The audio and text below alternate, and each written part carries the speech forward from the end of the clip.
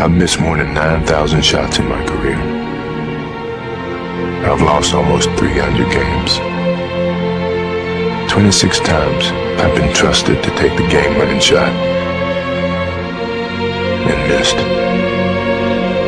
I've failed over and over and over again in my life.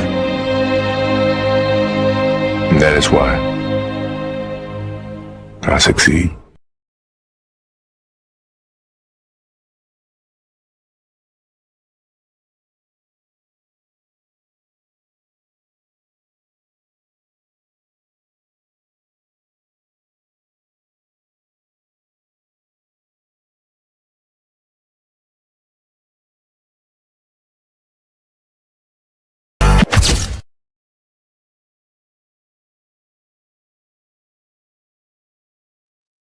I feel that needs like an ending. Like, I feel like it's not enough. We need to go harder. Hi, besties. Hi, bunnies. Merry Christmas. Hi. I've been fighting the internet trolls all day in the name of Jess Machado. You're doing God's work, bestie. Hi. It needs to be longer. It's not enough. That we made that a while ago. Jack and Georgia and I were sitting around and we threw that together. We have to make it longer. There's been so much more since we made that. Hi. Don't mess with the meow, meow, meow, meow, meow, meow, meow, meow, meow, meow, meow, meow, meow, meow. Hi. My hair is from Christmas Eve. It's one day away from being washed. Just like American Chop Suey, it's better on the second day. That's my hair. Hi, let's look how much better I am at this. Look at me. Thank you. This is like a mint green.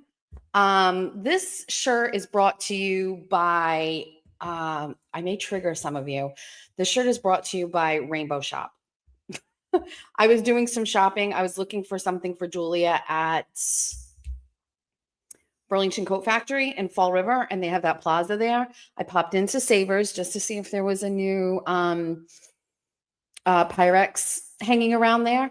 And then I just kept walking. And then there was a Rainbow Shop, which TT and I will probably, if we ever talk about Rainbow Shop, like how we would be going out Thursday, Friday, and Saturday, like in the late 90s. And so we'd hit Rainbow Shop and buy a different shirt for every night out.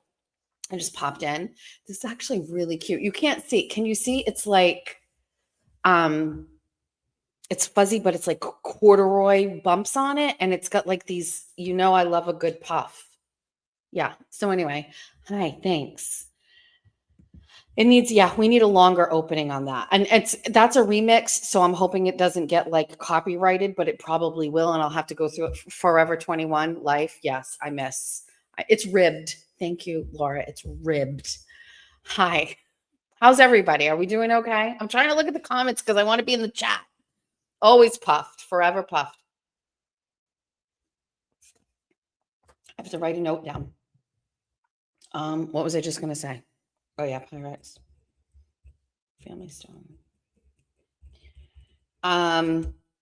Everybody's tired. Thank you to the mods who are here. I didn't even message them. It's an unexpected show because we got tickets to go to. Already? Are we doing this already, besties? Thanks. Consult with Rat House for your song. Thank you. We also have, Patrick Higgins is in the house. Patrick Higgins is the Public Records Requests king of the area. He's multi-state now. He's intercontinental. Thank you, Patrick, for joining us. And Lydia became a member. Hi, welcome. Let's just scroll down and make sure there isn't anything else here because I'm just not sure. All right. All right. Hi. Okay. So Rat House, they make amazing tunes. I'm not worthy. I'm just not worthy of a tune from Rat House yet. I've got more work to do before I'm worthy of that. Thank you. Hi. I know a lot of people are loving a Friday night stream.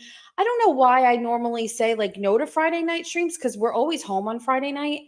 I think maybe it was because like we were at the studio, and I'm not going to a studio on a Friday night because I don't know. Friday nights I don't mind Friday. Does anybody else do a Friday night stream? Like, am I overlapping someone? I'm not sure. Thank you. My hair is this is Christmas Eve hair. It's Christmas Eve hair. Does anybody know what American chop suey is? Do you know American chop suey? So when I was a kid, my grandparents used to make American chop suey. It's just hamburger with ragu sauce and spaghetti. And we'd have it for dinner with white bread, country crock spread, and pickles. It's like we ate like kings back then. And then like if we had it the next day for some reason and we stayed at my grandparents like for the weekend, my grandfather would put oil in the frying pan and then he'd throw the American chop suey in it and cut it up. So it was like not spaghetti anymore. It was just like pieces, and he'd fry that up. And it was somehow better on day 2 than it was on the first night. That's my hair. My hair is better on day 2 or 3 than it is on the day where I wash it. The day I wash it, it's super fine and slippery. And on this, it's just, thanks. It doesn't even smell bad. Hi. All right. I want to say hi to all of the besties. They have been working overtime lately because there's been some drama online. Listen, I don't care what anybody says. This is a petty stream. Is this what people call it, petty stream? Why can't I have a petty stream? Why can't I have a stream where I talk shit about people? If you don't want to be here, you don't have to be here. You don't have to watch this. I think you will. I want a petty stream. I want to be able to talk shit about people. We're going to start it up right away. We're going to give her what she wants. MLP Pink Lady is going hard at me lately. Hard.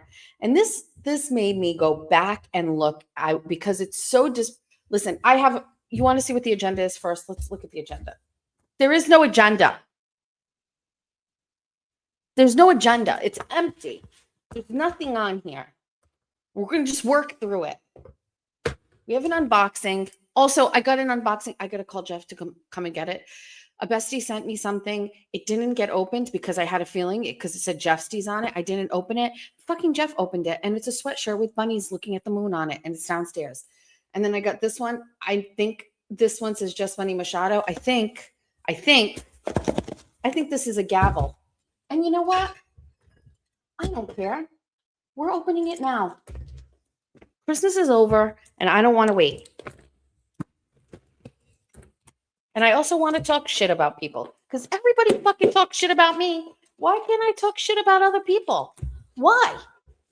Why do I have to take the high road now all of a sudden? Just because some people say they want to take the high road? Why? Because it's getting too hot? It's getting too crazy? You don't like it? Now I have people that follow me and they listen to me? Oh, so you want to run your mouth and you want to say what you want. And now that we have the Horizon social chart in place, you guys are getting mad and you guys don't know what to say. And so now it's like, oh, now we're calling a truce. Now it's a white flag.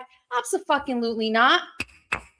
The bestie made me one of these and it says, the Honorable Jess Machado, head bitch in charge, HBIC. This is to be used during our meetings when we go over the Horizon social chart, when we take a motion.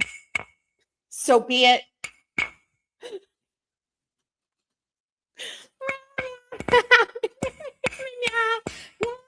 Now you can't stop me from singing my songs. I'm going to talk shit about you because you talk shit about me. So fuck you. I don't care. I'm so tired of it. I'm so tired. And by the way, because we're starting this whole new thing in January, we're like Jess Machado Inc. And we're going to be doing political shows and it's just going to be a little bit more formal. I say that means we have to go completely rogue between now and January 1st. And so you get the worst version of me now. I don't care. I don't give a fuck anymore. It doesn't matter if I take the high road. They will suck you back in. It doesn't matter if you say your truth and people don't like it. They will flip it. It doesn't. Ooh.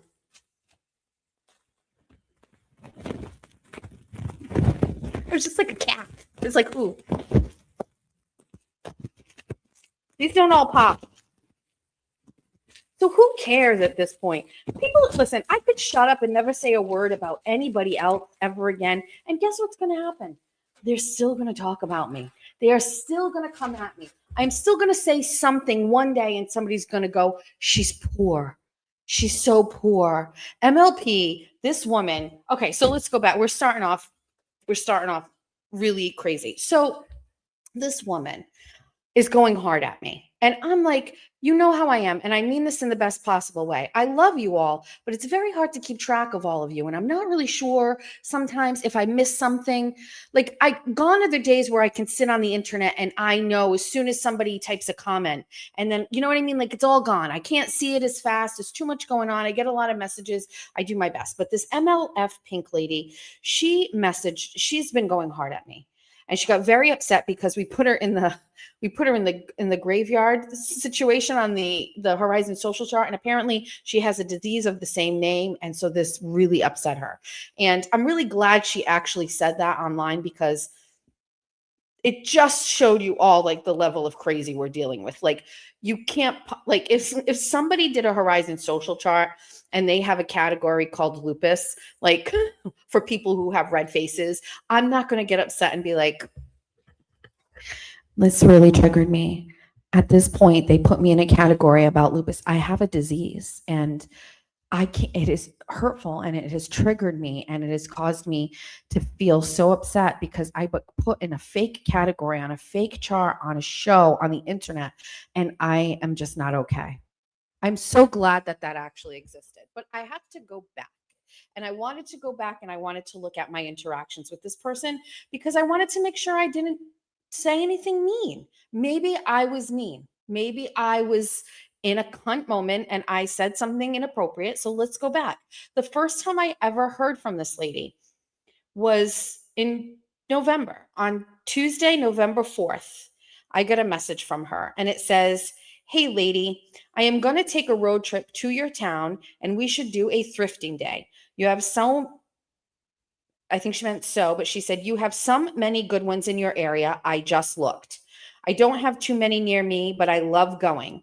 I am in Westminster, Mass. It's Central Mass, but let me know when you are free and I can take a road trip. I only work part-time, so I have flexible days." I didn't respond. And she said, "I will buy you a coffee. LOL. I didn't respond. And then she sent me a picture of something she found. And she said, "I found this today, just looked it up, and it's worth like 60 to $100. I paid $2.99. And I complimented her and I said, "Great set." And I said, "Let me know when you head down." Okay. And then she responded, "Will do. Maybe next week, only 2 working days. I will protect her, even though she's an absolute nasty witch to me. She tells me what she is and what she does, but that her child is coming home for Thanksgiving. He is a freshman at some college, so got lots to do. We'll keep you posted. It's not that far. It's like an hour and a half to Somerset." I didn't respond. On Tuesday, November 18th, "Are you okay? I got you. Just checking in." I didn't respond. That was at 6:35 a.m. Something must have been going on. What happened to me? I don't know. Did they cancel me? Did they take my studio? I don't know. And responded 2 days later and said, "I want to help you. I only work part-time, so I have free time." I didn't respond. And then sent another message and says, "Love you. You're awesome." I didn't respond. When somebody says love you like that and we've had no interaction with each other, it's fine. I'm not so sure like where we're at with this. So I have to have some sort of like conversation with you. Basically, it's a fine line between fans and like weirdos like this one weirdo. Like, I definitely like have built up some like online or texting friendships with people who are fans, and like I trust that I asked a person today to do something for me. I needed a screen record of something, and I know this person is someone I can trust and will grab it for me, and I've got it. Like, it helps me do my job and whatever. So this was a little weird because it was all one-sided. I only responded one time to all the messages, just one time. It was a great set. Let me know when you head down. Like, I would definitely meet for a coffee. At this point, it started to get a little, love you, you're awesome. Then on Saturday, November 29th, She said, I am so upset. I wasn't saying anything mean, just the reason why I support Meredith last night. I thought you would still understand and allow me to be on your streams. I'm sad about this. Oh, well, good luck. I will miss your show a lot. And so she was in the chat of one of my streams and she was saying something about Meredith and defending Meredith. And the chat was kind of going at her. But if people remember very clearly, I said, leave MLP alone. She's allowed to have her own feelings. She's allowed to have her own thoughts.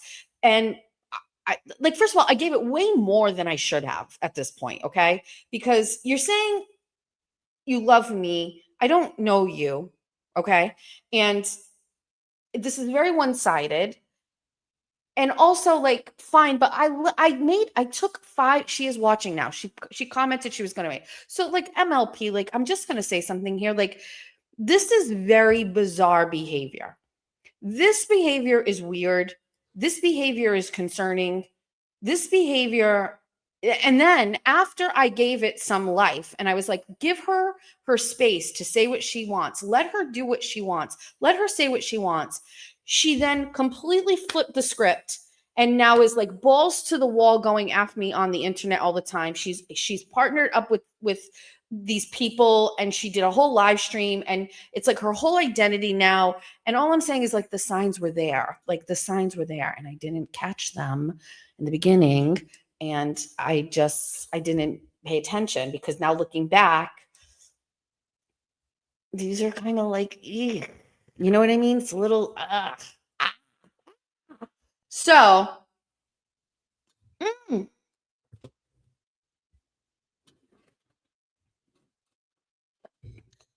that snuck up on me. So I think what was happening here, if I'm correct, I think she was fangirling, which I love. I love the good, healthy fangirl relationships. But I think what was happening is it gave me off vibes. I wasn't into it. And I don't know, maybe I don't know if we ever texted. I'm not really sure. I think so because I know her name, or maybe on Facebook. I'm not really sure. At this point, I was trying to be nice, but there was some weird vibes and I just wasn't sure. And what she has done is like she flipped the script and she is now on the other side of things. And she's just, I don't know what the fuck is going on, but it seems completely disproportionate and unnatural. And at this point, like, I love that there are some people that will send me what she does and screenshot it or whatever. I put that neatly in a folder on my phone just in case, is basically where I'm at. There's absolutely no doubt that she would align herself with Meredith because Meredith's behaviors are clearly something like she can identify with. That all feels right to her. Well, the rest of us are like, what's happening? This woman is just like, yes, I'm on board with all of this. Everything you're doing sounds like something I would enjoy. So there's that. Let's read some comments. We have some more. We have some other things that we need to do and we need to talk. Cackled. Let's read some of these. I have trust issues. What do you want me to do? I have somebody on my phone right now. There's some. I have problems. I have trust issues. 5150s everywhere. They're everywhere. 5150s everywhere. I have people on my phone. Okay, so I do like the drama a little bit. And so putting my phone number out there, I remember Jimmy was just like, please don't do that. Cyber Chick, my mod, she's like, please don't put your phone number out there. What are you doing?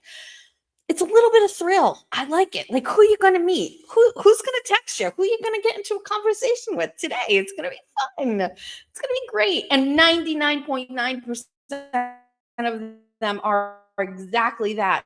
Fun, getting to know people. Oh, send me a screenshot. Is MLF Pink Lady commented, yes, haters will be. What's wrong? What's wrong with you? Can't wait to see whom made it off or on her cunt line tonight, babe. There's only one cunt line tonight and you're on it. It's just you tonight. And I know that you love that. Good for you. She better hope she doesn't talk about Meredith this evening. Is that a threat? Wait, is this real life?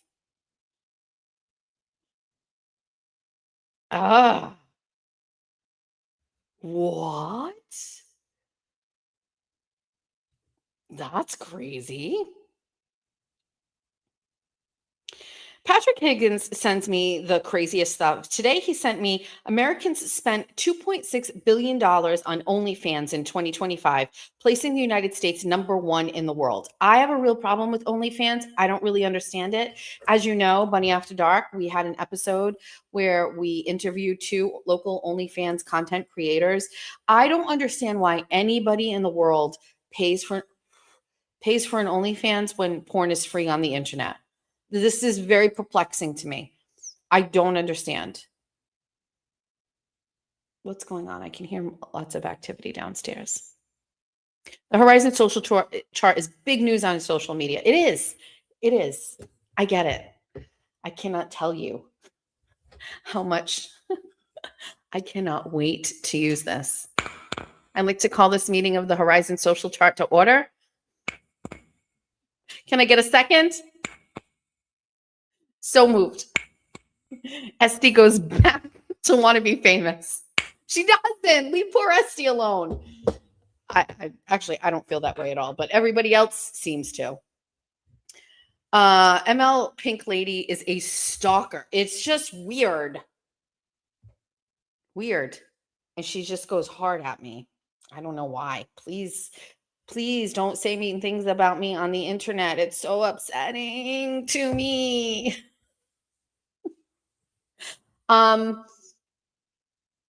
Okay, so yeah, the OnlyFans, they do like interactions and things like that. Is that what happens?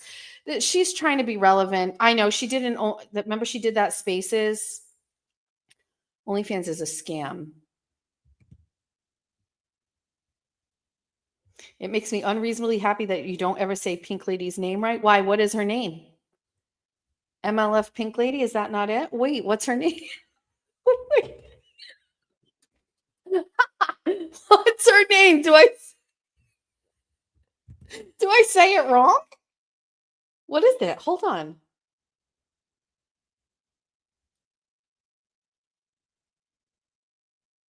MLF Pink Lady. MLF Pink Lady. It's because I don't care. Oh, ML, because I don't give a fuck. I don't care who this lady is. No thanks. Just whatever. You can't be my friend anymore because you're nasty.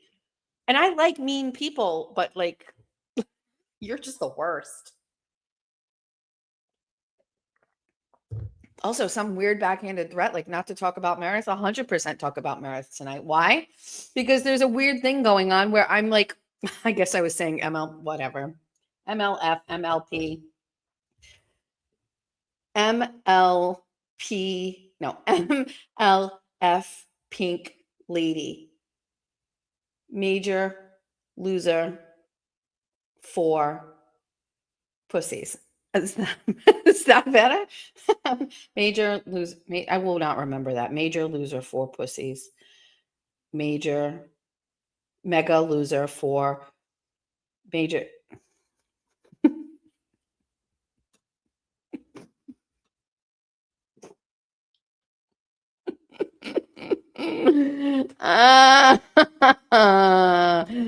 What's going on in the chat? I see lots of people asking questions. I have to go and open it up and I have to look. You know me, I can't miss out anything.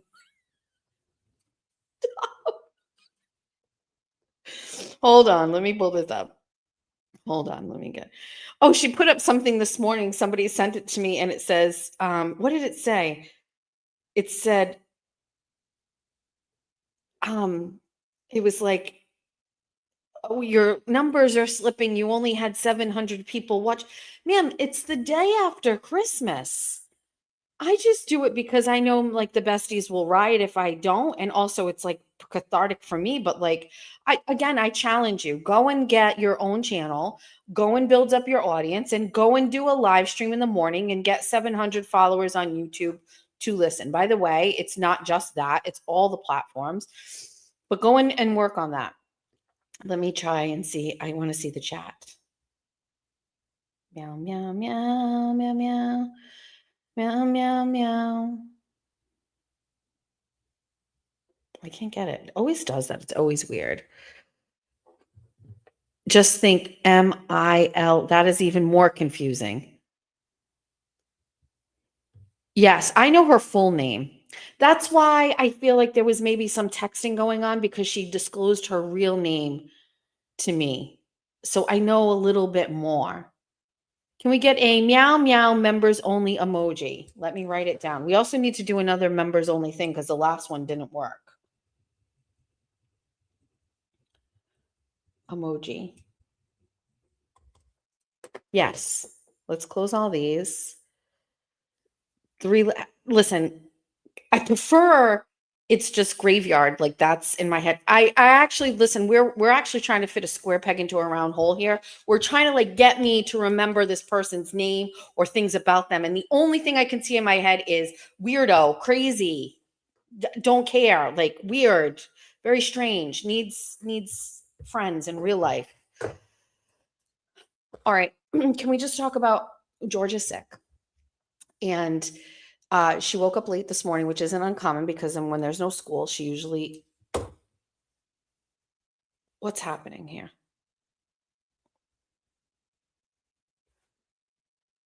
Better. Georgia's sick. So waking up a little late during Christmas, that's normal, or when there's no school, normal. But she woke up today late, like around 11:30, came downstairs into the kitchen, looked terrible. And I was like, oh my God, what's wrong? And she's like, I'm sick. And I was like, okay. Felt her head burning. She's like, I feel unstable. Like I need to sit down. I was like, okay. And instantly I was like, put my shirt up. COVID made me think masks make a difference. And so I was just like, okay, let's get you hydrated right away. Went right into the refrigerator. I was like, take this bottle of water and drink as much as you can sitting right here. I got her two ibuprofen, and then a glass of orange juice. I said, do you feel like well enough, like you can drink OJ? And she was like, yes. I said, okay, let's get some vitamin C in.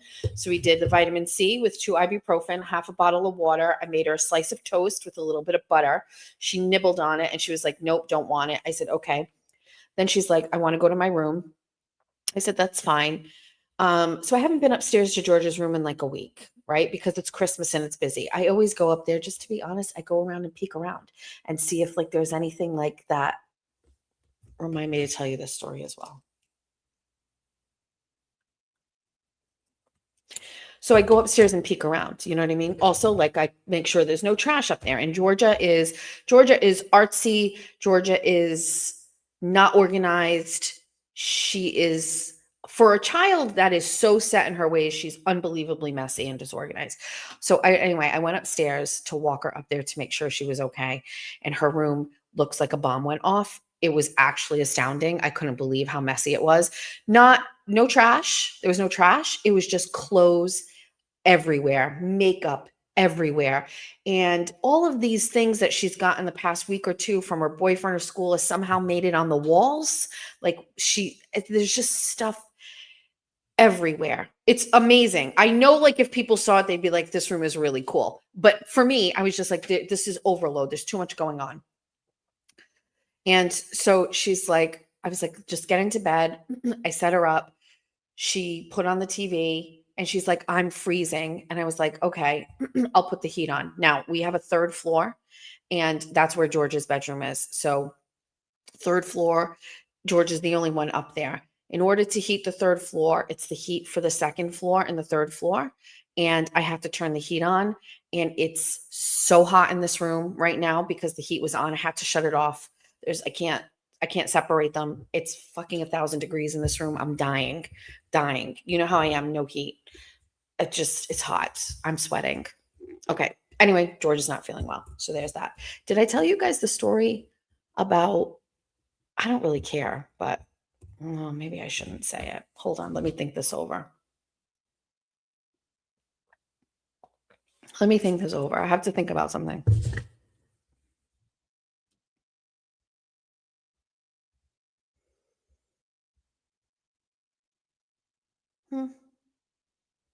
Okay. So I picked up some of George's friends for school one day this week. I usually pick up one child, but this day I picked up multiple children to bring them to school. And everybody got out. Georgia sits in the front seat. Everybody got out. And later on, I turned around. Did I tell you guys this? And there was a vape in the back seat on the seat of the car.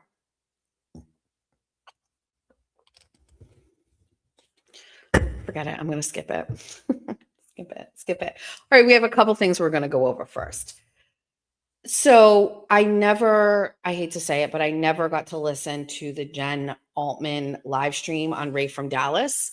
I only listened to like 7 minutes of it. I know that because when I went to go look at it just before the show, that's where it left off. So as much as I don't normally like to do that kind of thing, I feel like we need to do like a live reaction to it. Fix your hair in the back. Why? What's wrong? What's wrong with my hair in the back? Jen Altman talked very nice towards you. So we're going to play that and we'll listen. We'll listen to that. A little loop in the back. Oh, look. Thanks, Bestie. On my screen, you can't see it because I have all of this thing up here that shows me how many people are watching, like over all of them. Oh, my bunny ears are downstairs. My bunny, thank you. Thanks. So I know this is plain. We have the bunny after dark sign. Hold on, I'll go get it. It's not hung up yet. How do I get myself off the screen without completely shutting it down?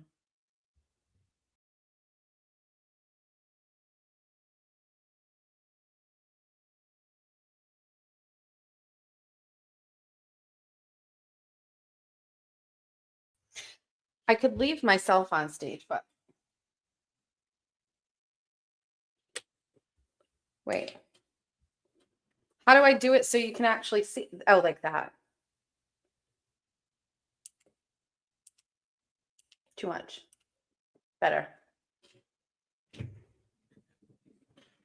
Look at me. Look how cute this is. Isn't it charming? It's so thoughtful. And then I have the other ones that say, don't tell me what to do. We have 2 of those. So we could maybe do like a whole wall of these things. It's very thoughtful. Anyway, we're going to put it up, but I don't know. Like, what do we do? Oh, that looks so good. Oh. Anyway. Meow, meow, meow, meow, meow, meow. All right.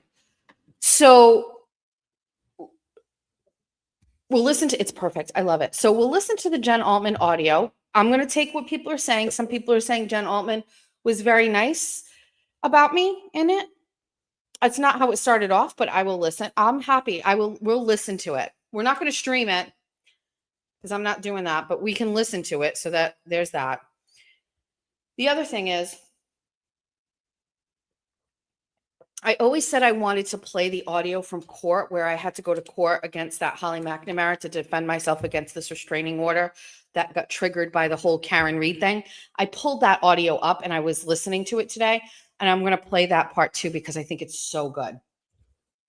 And how I made a fool out of these people, because as much as I'm just not going to let people walk all over me.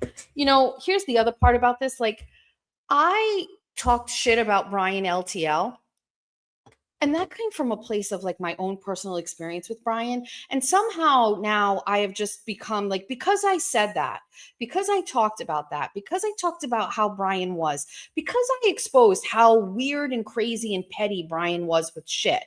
Now all of a sudden people feel like she started this, and so she gets to like have to take the brunt. It's fine. You can come out. Believe me, I'm fine with it. I'm just saying, you can't really speak your truth because people will just make a whole thing about it. And so that's what happened here, in my opinion. I spoke the stuff about Brian, and it opened up the whole door for people to be completely mean to me. When at the end of the day, Brian is not nice. Is Altman still a wrench on TB? I'm sure. I don't know. I'm not sure. So we'll listen to that. But I also pulled up that audio, which I think is really, really great. So anyway, on Christmas, we always watch Family Stone. Sometimes we watch it on Thanksgiving. As you know, this movie has now made its way into like this whole realm of things because Meredith did this whole thing with presents where she wrapped up a picture with Aiden and his mom and wrapped it up the same way as the character Meredith in Family Stone did. And then she gave it to the whole family. And it was just the parallels were very obvious to me. So did Family Stone hit different this year? 100%. Anyway, that's not the point. I watched it and I was like paying a little bit closer attention this time. And in the scene in the kitchen in the beginning, the mother has a really great Pyrex bowl on the like island in the kitchen. And I was like, look at this. I never even saw that there, but there are so many parallels to that movie. But there's a Pyrex bowl in the middle. And I was just like, oh yeah, that's me. Let's read some of these super chats because I see them like piling up. So let's read them.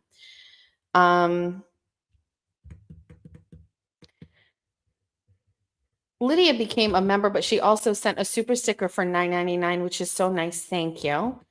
Trudy Shazam is now a new member. Oh, hi. Hi. Not that Dina is sending $20, says Merry Christmas to my favorite weirdos.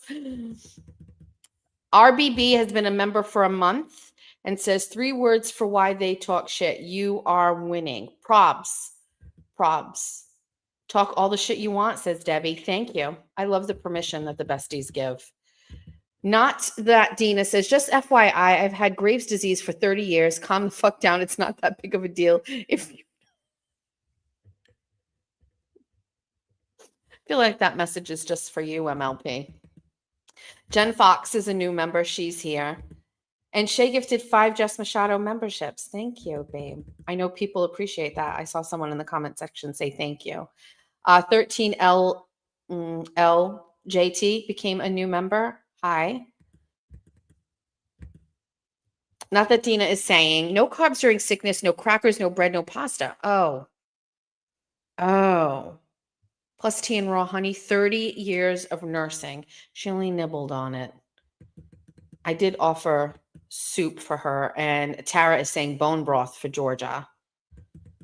We occasionally will go and get wonton soup from the Chinese place up the street. That's good too. I always do ginger tea when I'm sick. Always. Hi, welcome. Thanks for becoming a new member with us. Have you heard Koala's audio of Aiden saying Betero left? Honest question. Yeah, let's get to that right now. Let's do this one right here. This person is new member. I need a better name for you because this is all crazy. JLY8FYDZ, Kevin, John, whatever. Give me a name, please, so I can say hi to you.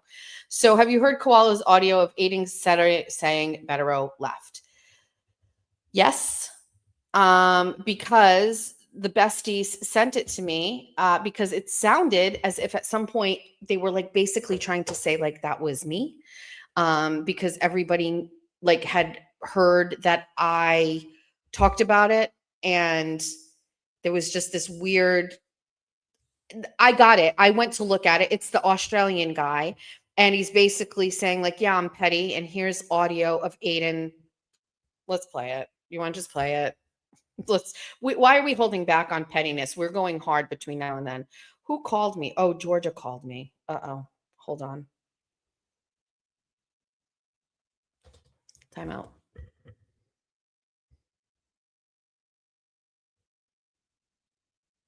Hello. Hi, babe.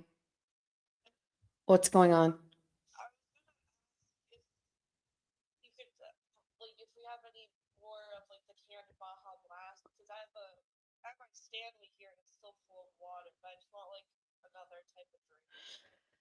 Yes, I have a we don't, but we have the 2-liter bottle of it in the refrigerator. So, but I'm in the middle of doing a show, but I'm gonna call Jeff and ask if he can put that together for you. But you're no, no, no, you need that. But I'm just saying I'm on air. But when I'm gonna come get it. Can you put your Stanley at the bottom of the steps? I'm gonna grab it and then I'm gonna go get it for you. Or just bring it down the stairs right now. I don't want you downstairs in the kitchen. So just put the Stanley on the bottom step Leave it there. Where's your Stanley? Didn't I give it to you with water? Oh, the little one, you mean? Oh, I have it downstairs. Okay, then that's easier. Stay right there and I'll get it to you. You're very welcome. How are you feeling? So the next time you take Tylenol is at 8:30. So you're gonna go back to the original one, not the ones I gave you, the blue ones. Do you have the original bottle of them? Okay, so you're okay. All right. So you're gonna go to the other ones at 4 hours. So but that's at 8:30. All right, yeah, I am. Everybody is oh, because I can't do a show tomorrow because I'm going to the game with Julia and Aiden. So I had to do a show tonight. Everybody is saying they hope you feel better. I told them you were sick. She says thank you. All right, let me get you a drink. You're very welcome. Okay, bye. I'm assuming you're all okay with this, but are you okay if I can take a minute to handle this? Let me put Jeff on it. It's actually a good sign. She wants like a different beverage. She wants Baja Blast. Are you guys okay with this for a minute? Just give me a minute. Thank you. Jeff's probably playing his guitar. Hi. Could you do me a favor, please? Because I'm on air. Can you get Georgia? I think it's downstairs. It's near the fish tank. Her new little Stanley that I got her. Can you just put some Baja Blast in that for her with a little bit of ice and bring it upstairs and put it on the steps to go up to her room and she'll come down and grab it? She's saying she's feeling like she wants an alternative drink other than water. If that is not down there and you can't find it, just put some ice in like one of the red Solo cups and bring it up. Thank you.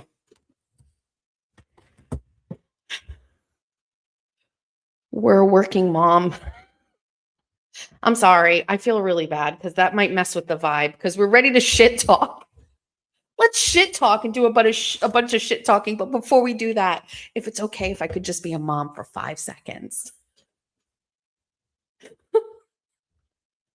Back to being a cunt. We're back. Let's go get this audio and listen to it. This is crazy to me because okay, so there's an audio and let's pull it up. And the audio, we need to stay hydrated while we talk shits.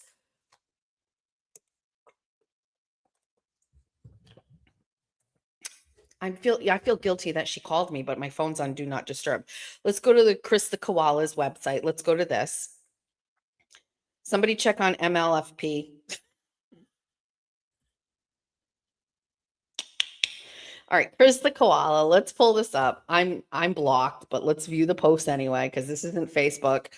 What is this? Hot and Bravo. Is this you looking for a realist? No, that is not her. Actually, you got that wrong. All right, let's go. Petty koala is petty. Deal with it. Poor Betero having his reputation ruined by a turtle and an owl. Let's listen.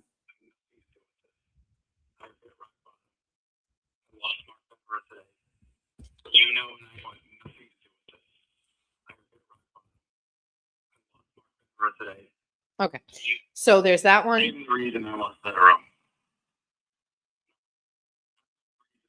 Okay, then there's a new one. This is Aiden.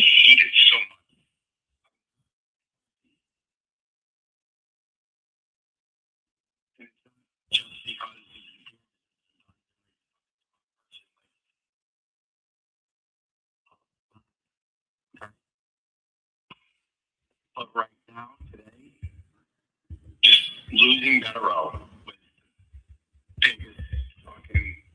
I have never felt this close this jail.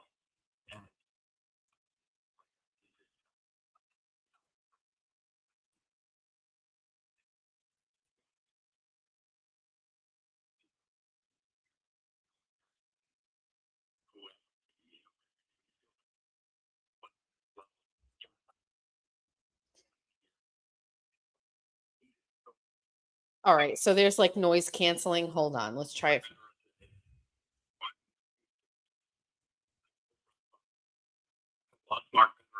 All right. Well, anyway, the point is, sorry. So she recorded him when he called her. Now, as soon as one of the besties sent that to me, I looked at the thing and I was like, the first one sounded as if it was, because in the comment section, somebody right away was like, oh, is this Jess Machado? Like, because let me read it.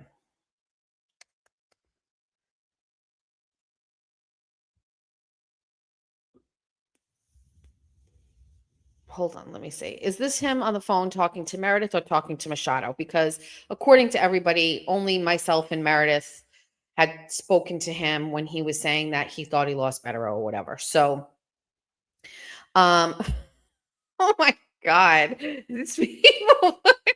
AI is wild. There's a picture of Melanie Little on here and she's like licking turtles. That's very funny. I think that's funny. So to me, so it's not me. That's not me. Aiden doesn't talk like that when he's talking to me. Sounds homesick when he's talking like that. That's a different tone. That's also not like exactly what he said to me. I will tell you that sounds recorded. That's crazy. And if I'm correct, and I'm pretty sure,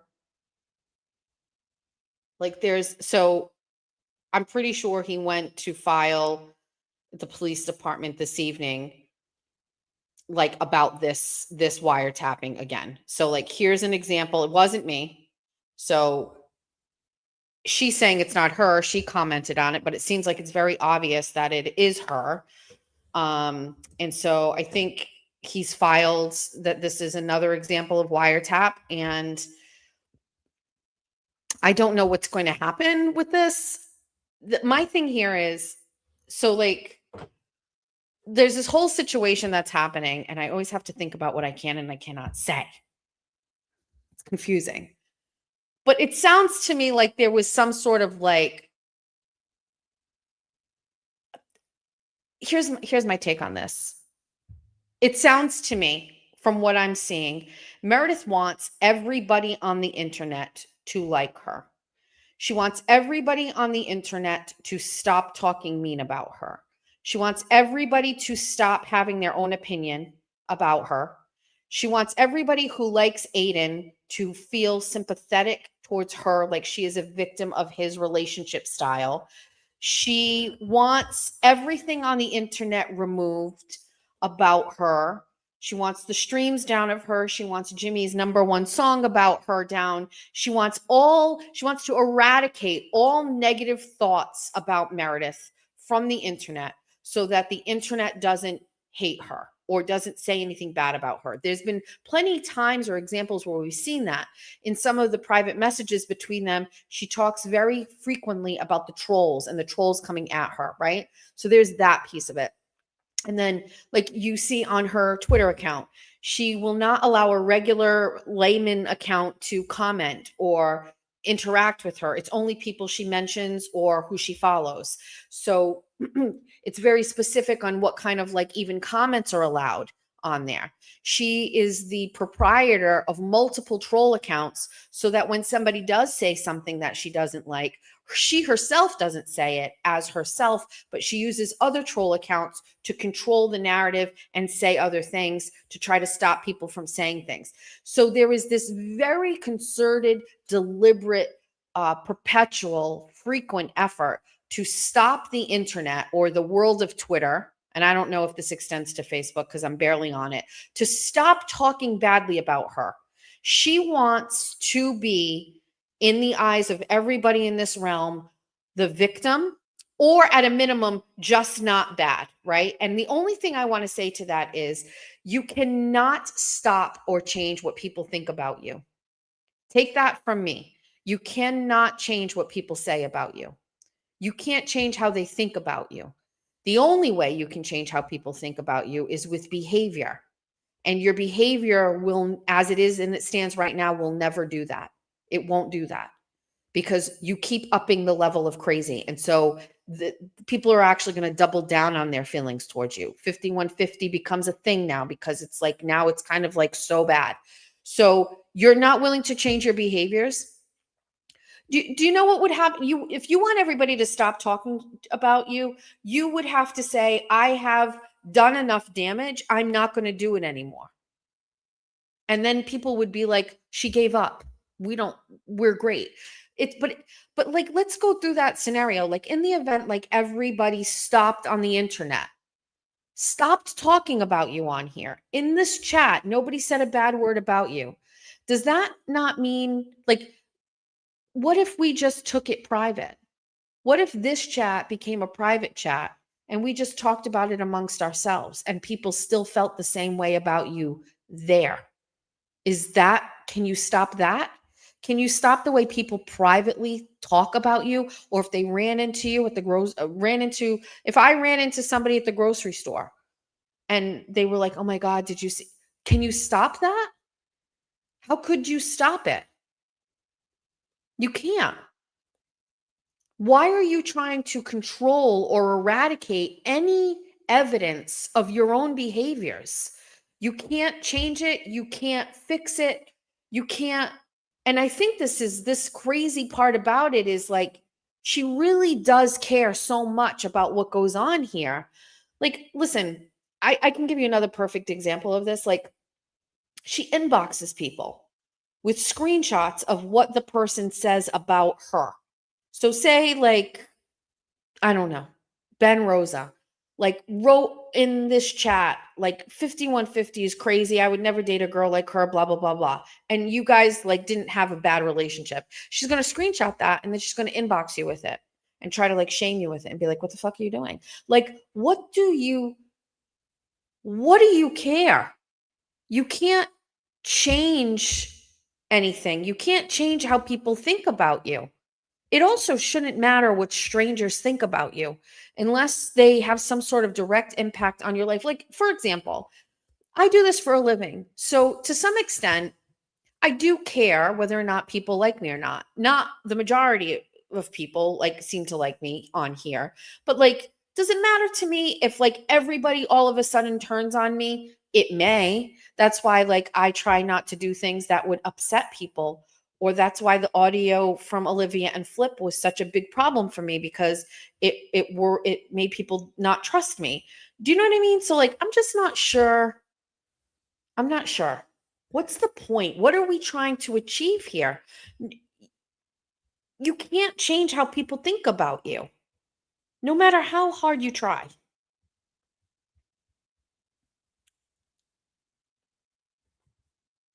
You know?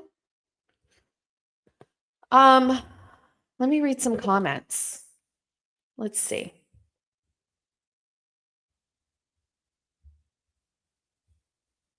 So I just don't know. Like, I don't know what the goal here is. I don't know what the 10K, we had a 10K rule. Like, like if you're like someone else, you can come up with like a lesser number. 10K. What people think and what people say about me is none of my business. I guess it's to some extent that's the best way to say it, right?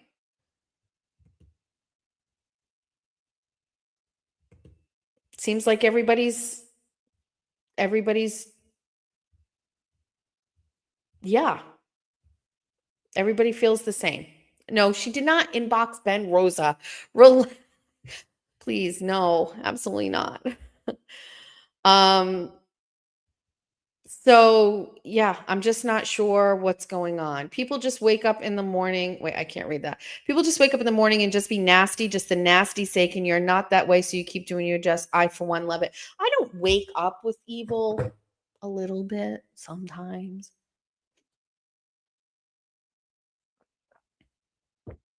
Sometimes. All right, let's get rid of this. Do you guys want to hear some audio? It's great. All right, so I I mean, we'll revisit this if we need to.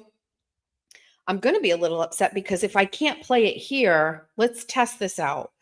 So we might be able to play it. I hear Jeffrey.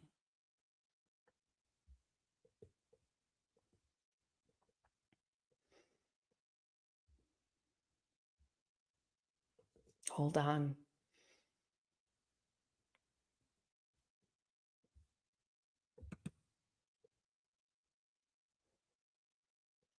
So, okay. So, oh, we have the Altman thing we have to do too. Should we listen to the Altman thing? Let's listen to.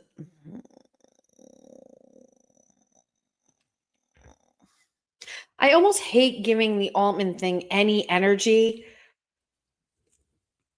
Oh, let's get it. Let's pull it up. Let's just get it. Let's just hear it. I haven't heard it.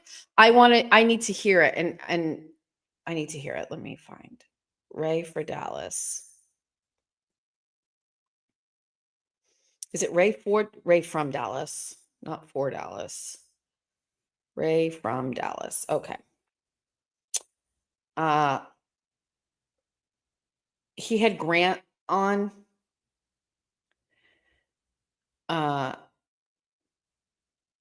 Does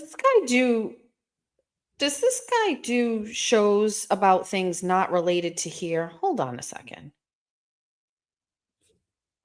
What is my best gift? The sun rays. Let's take this walk. Why is everyone scared of Ray for Dallas? Let's take this walk. Oh, he put a picture of me on the screen and he's laughing at me. I'm not scared of you. What?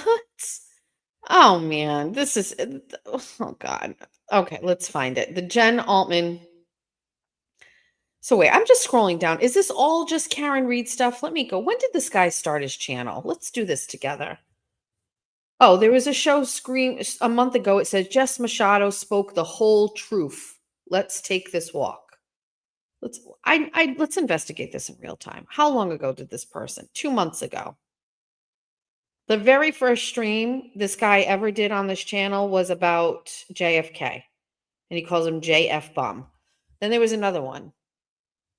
Then there was another one about James Jackson. Then there was another one about JFK. Then it was about JFK. Then there was one about him being a fake black man. Then it was JFK. Then it was about Peggy O'Keefe. Then it was about Karen Reed and Aiden. Then it was Aiden. Turncoats against Turtle Boy. So this guy who is from Dallas, his only things on his channel are about here. Am I reading that right?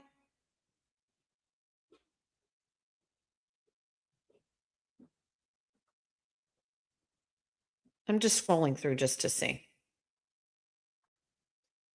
Because I have no idea. Okay. So absolutely everything on this channel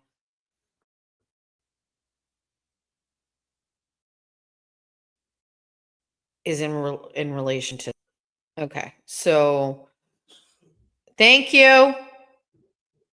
Okay. Okay. So all of these videos, 110 videos, they look like all of them. I don't see anything that is not about Turtle Boy. What is this called? Nana the shape-shifting trick. Let's take that walk. What's dude? No, that's funny. Pep rally before the goat. So that's before Aiden show. Nude food stamp 5. Best friend does the unthinkable. Okay, this looks like the majority of these things. Okay, all right. Wait, hold on. Let's go to this one about Jen Altman. Let's see if you guys can hear it. Hold on. So here's that's what I think it is. She would always mention, well, Aiden and I were texting the other day. so that's literally where I left off. So I'm at the 18-minute mark. Because can you hear it? So I don't even think I even mentioned it to anybody. So I don't know how, but we kind of became friendly. When she was getting harassed by this guy, Steve Cody, I helped her get his information so she could, because he was harassing me and others worse than me as well, or harassing people more than he was harassing me. He's a terrible person. And we would talk, we would text now and then. When she started her YouTube show, I donated to her. I sent her text messages cheering her on. She would text me back and ask me my advice on how she did, because she really valued my opinion. all of that, and it was fine. So I would see her at court. She would give me a hug. All fine. She wasn't a friend. She was an acquaintance. We were in the same, community. So it was after the Wilbur. She texted me one night and she said, I have a question for you. And I said, sure. And she said, why did you block Courtney Healy on Twitter? Courtney Healy is Bradel's paralegal. And I said, well, we used to have a friendship. We had a falling out. And I don't like her. It's my Twitter page. I can block whoever I want. I don't like her. Then she said, I got to say something else to you. I was very disappointed to see that a text message of Aiden's that you had shared ended up on Twitter. And I said, yeah, I was disappointed that happened too. And I want to explain this text message because Jessica has put a lot of misinformation out there. And a lot of people have said that I was like sharing Aiden's text messages with the world. And that is absolutely false. Okay. I shared one text message. Okay. With a woman who I thought, and I don't want to bring other names in this because I don't want to trash anybody. I don't want people to come back. This is just me telling my side. Absolutely, okay? absolutely. I get it. You don't have to. So I sent a text message to a woman from Aiden. And this woman was like, honestly, like a sister to me. I thought I would be friends with her for the rest of my life. We talked all day, every day, talked about, do you like these curtains I'm buying? Do you like these plates? Like, we were friends, so I thought. And the text message that Aiden had sent me, I won't get into details, but it was concerning to me. So I reached out to my friend. I sent her this text message and said, how would you handle this? Like, if you were coming from a place of love and acceptance and wanting to help somebody, how would you handle this situation? And my intent was good. My intent came from a loving place to help a friend. And months later, this text message, this person turned on me, turned on a lot of people. And this text message was thrown out there as if I was sharing Aiden's text messages everywhere. And so Jessica said to me, I was, disappointed. And I said, so was I. And I told her the backstory. And at the end of it, I said, frankly, it's nobody's business. Now, listen, Aiden happy with me that I shared that text message? No, he wasn't. But we talked about it because we're friends. He knew my intent was good. And we worked it out because we're friends and we moved on because that's what friends do. Well, Jessica didn't like it. And these were her exact words. Well, Courtney is my friend and Aiden is my friend. And I would be remiss if I didn't ask you about these things. And that word really bothered me because remiss means negligent. And how? What do you mean? Why would that bother you? And I have the text message chain, so we'll read that because I'm gonna we're gonna put the context together. But first of all, I would be remiss if I didn't ask. I'd be remiss if I didn't mention it. What's that word really bothered her? You be negligent by not asking me something personal about my life. What business is it of yours? It's none of your business. And I made it my business. Frankly, Jessica, it's nobody's business. Aiden and I worked it out. We're fine. And ever since then, and her last text to me, I think, was no worries. I deleted the text messages. I don't have them. But I didn't. This woman has called me trash. She's called me a cunt. Definitely. She has not gone not one show in 2 months where she has not said my name. For what? This morning on her show, she was upset because we were doing the show, or she thought it was weird, whatever. And it was. Somebody asked her, why is Jen so cunty with you? And she said, I don't know. She knows. She doesn't have a reason The reason she doesn't like me is because Aiden doesn't hate me for sharing that text message. In her mind, she was sticking up for Aiden, and God damn it, he was gonna hate me. And if he didn't, she was gonna hate me for him. And that's the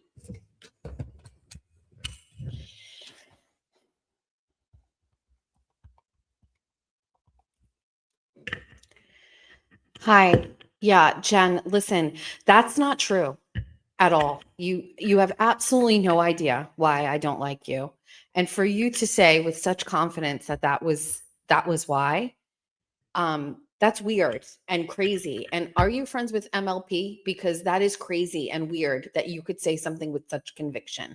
I got to go back and listen to your more that you're saying, but so far to date, this is crazy. And I'll be happy to correct that and tell everybody why in 1 second. I just wanted to let you know you're just really, this is very strange to go all in on something that you don't know about. And I'm very much looking forward to adding some missing pieces to the puzzle for you, because this is strange that you did a whole live stream about me and you said things like this. This is strange. Goodbye.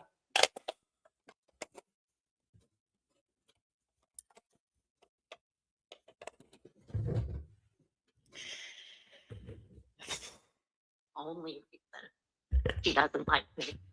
I've never done anything to that woman. Nothing. Oh, and so let me get it. So yeah, and that's heartbreaking, right? That it came to this point, where over that little situation, it turned into this, and that you accepted responsibility because that you was trying to help the goat, right? But I was.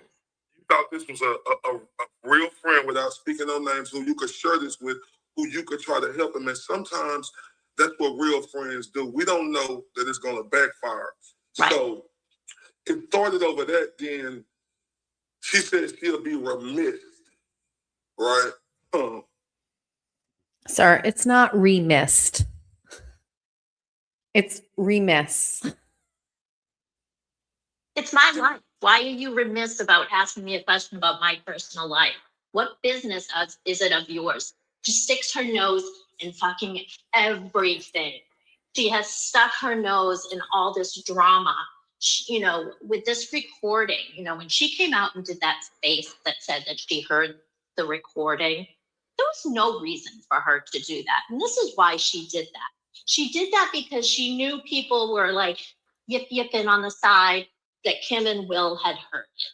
She knew it, and that people knew that Kim and Will were are friends with Aiden.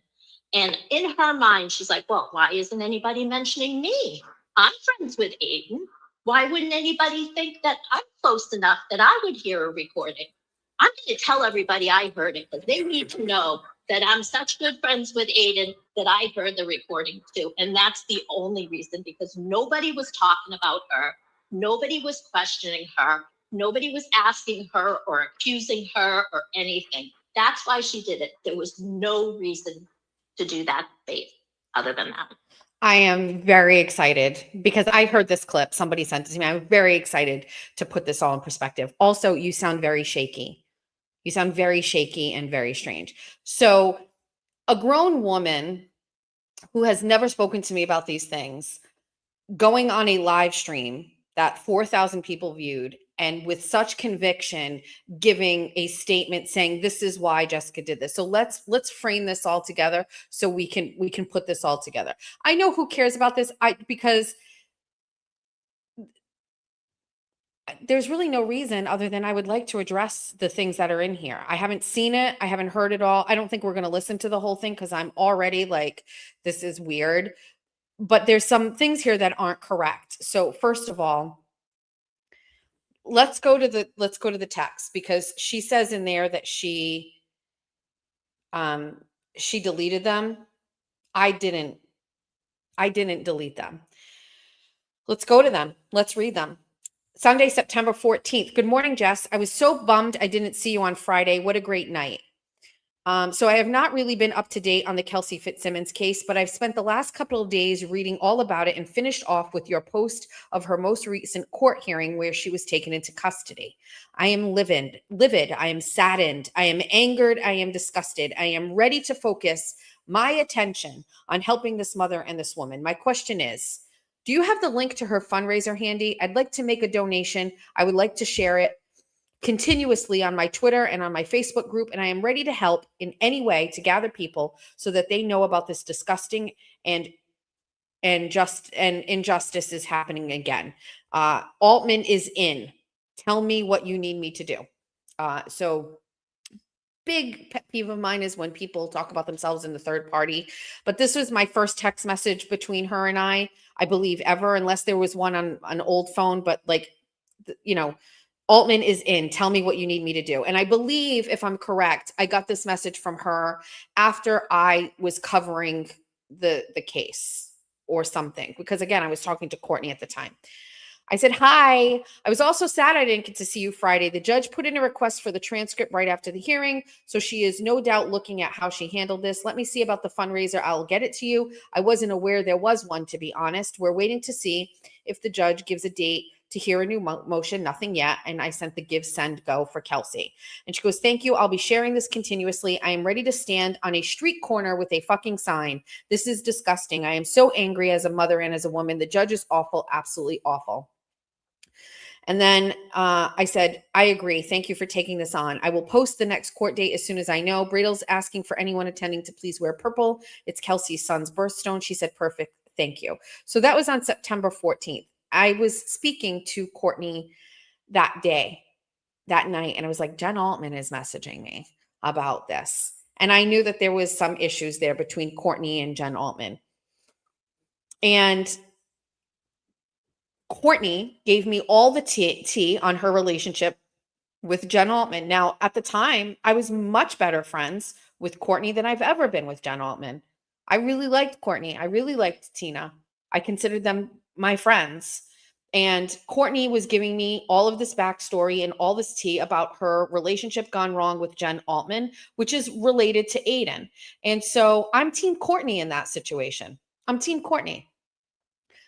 But she blocked Courtney. Jen Altman blocked Courtney. Okay. And Courtney asked me to ask Jen Altman why she was blocked. And again, is this a little bit of petty shit? Sometimes I get dragged into this level of petty shit talking, you and I and all of us shit talking together. I don't consider petty, but this kind of thing where Courtney was like, ask her why she fucking blocked me. Because Jen Altman was an admin on this Justice for Kelsey Fitzsimmons page. And Courtney made me an admin because now I was going to be covering the case. I was going to have a direct line to Kelsey. I was going to be interviewing Kelsey. I was told by Courtney, Kelsey only wants to talk to you. She wants you to cover the case exclusively. You're the point person. We know you're going to do it right. And I was like, oh, 100%, I will do that.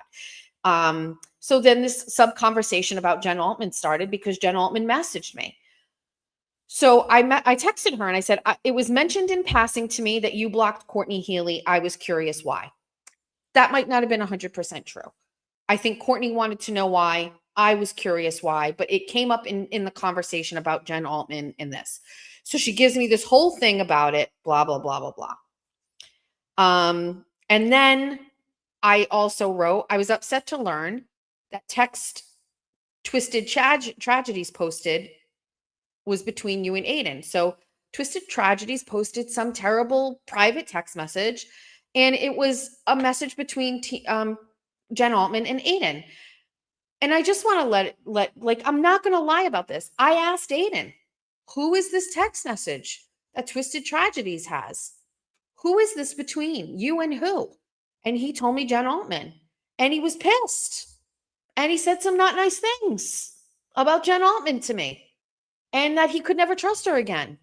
And so I've got Courtney over here giving me all of this crazy stories about Jen Altman, who I'm friends with Courtney. And then I've got Aiden, who I'm also friendly with and protecting.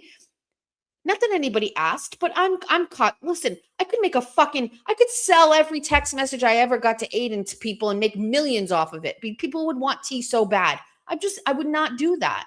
And so, like, here's Jen Altman taking a screenshot and sending it some. Why do you need to send a screenshot? Just call the person. If they're your bestie and you talk to them 24 hours a day, be like, Aiden sent me a text and he says this and this. Why are you screenshotting it to somebody that you just down the line, you don't know if you can trust? And so this is me asking him about it. This is Courtney telling me about it. So I basically am like, fuck Jen Altman. She sounds weird. She does weird things. The stuff with Courtney, weird. The stuff with Aiden, weird. I made a decision on my Horizon social chart that Jen Altman wasn't going to be up here. As nice as these things are, it's just, I don't like her. I don't like the things she does. And I said, I was upset to learn that the text Twisted Tragedies posted was between you and Aiden. And she goes, there's a story to that, Jess. He and I have talked about it. Fine, whatever. Thank you. And she said, sorry you're disappointed and you obviously don't know the whole story. Aiden knows my intent, blah, blah, blah, blah, blah. Do you think I gave those to Twisted Tragedies? That's absurd. I said, I didn't say that. You gave it to them. She goes on again. I said, listen, maybe I don't have any grounds to say as such, but I see so many different people sharing private conversations with him. It's disappointing. I said those words. Maybe I don't have the grounds to say. And she goes, well, I'm glad you don't think I shared it. I would never deliberately hurt anyone. Then she gave some information, blah, blah, blah, blah, blah. And she says, I will ask you not to please talk about this on your show. It will just lead people to Twisted Tragedies page. And the only person that really hurts is Meredith. And she and I may not be in a good place, but I don't want to see her hurt in any way. And she sent me that text. And I went, wait, what? And she goes, wait, what? And I said, I wasn't going to, but no offense, Jesus Christ himself couldn't stop me from talking about what I'd like. Like, here we go. Like, you're going to ask me not to talk about something on my show. How does that usually work out for people? Don't tell me what the fuck to do. Don't tell me what to say. Don't ask me. Don't control me. Sending a text message and saying to me, I'm going to ask you to please not talk about this on your show. Automatically, I was just like, okay. So not only did I have what all Courtney said, now I have what she did with the Aiden text message. And now you're texting me like you're some sort of like, you're going to tell me what to do. As you can imagine, I didn't take that very well. And I said, again, I wasn't going to, but no offense. Jesus Christ himself couldn't stop me from talking about what I'd like. And she goes, of course you can. No offense taken. It was simply a request. I've been dealing with this for 9 weeks now. I am tired of people on Twitter going out of their way to deliberately hurt others. And I unblocked Courtney, even though I'm not sure why she cares. I haven't spoken to her in over a year. And she could have texted me herself and asked me, enjoy your night. And I said, I don't go out of my way for anything. Courtney and Aiden are my friends. You messaged me yesterday. I'd be remiss if I didn't ask these questions. And she goes, why is me blocking Courtney important? And honestly, my relationship with Aiden and how we've already dealt with something is nobody's business. The reason this was all important is Jen Altman intersected herself into my life. She's texting me. She's talking to me about things. And the Kelsey Fitzsimmons case directly was related to Courtney. Courtney is the paralegal on the case. Courtney has an issue with Jen Altman. Jen Altman is intersecting and jumping into it. And I'm like, so she's kind of like coming at me. I've got the in over here. And I just didn't like it. It didn't feel right. And if Courtney doesn't fuck with you, well, I don't want to fuck with, like, I don't care. I don't like it. And then at the same time, this text came out. I don't know how that text got out, but I'm just like, this is me caring about my people in my circle and her interjecting herself. Altman is all in. I don't want to fucking partner with you on any of this stuff, Jen. I don't want to talk to you about this. And while you're here and while you're messaging me, let me ask you a couple questions. Why are you blocking Courtney? You know what I mean? It only mattered because of the page, which, by the way, I promptly removed her from being an admin because Courtney asked me to. Okay? I said, I never said it was important to Courtney. She and I were discussing Kelsey. I told her there was a lot of interest in this case this weekend. I mentioned that you texted me. She said in passing that you had her blocked. I took it upon myself and asked why. She said, Courtney and I have a personal history that goes back 2 years. I've put it behind me.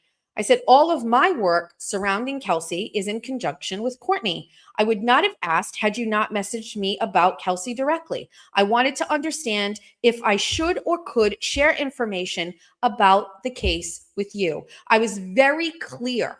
There was no reason for Jen Altman on that show to come up with a theory or a reason and with confidence say, this is why I have a. This is very clear in this text message. I am basically feeling this out and asking questions because I know you know Aiden.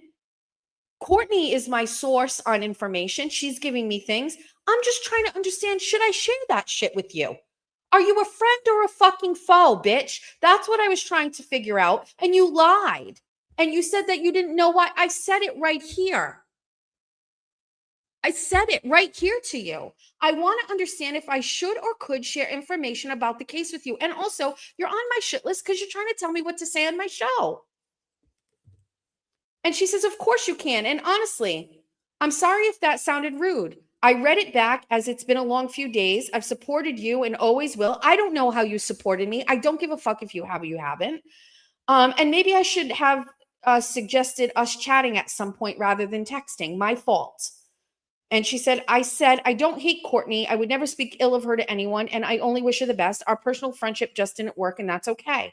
I never betrayed her confidence or anything that she's ever shared with me and never would.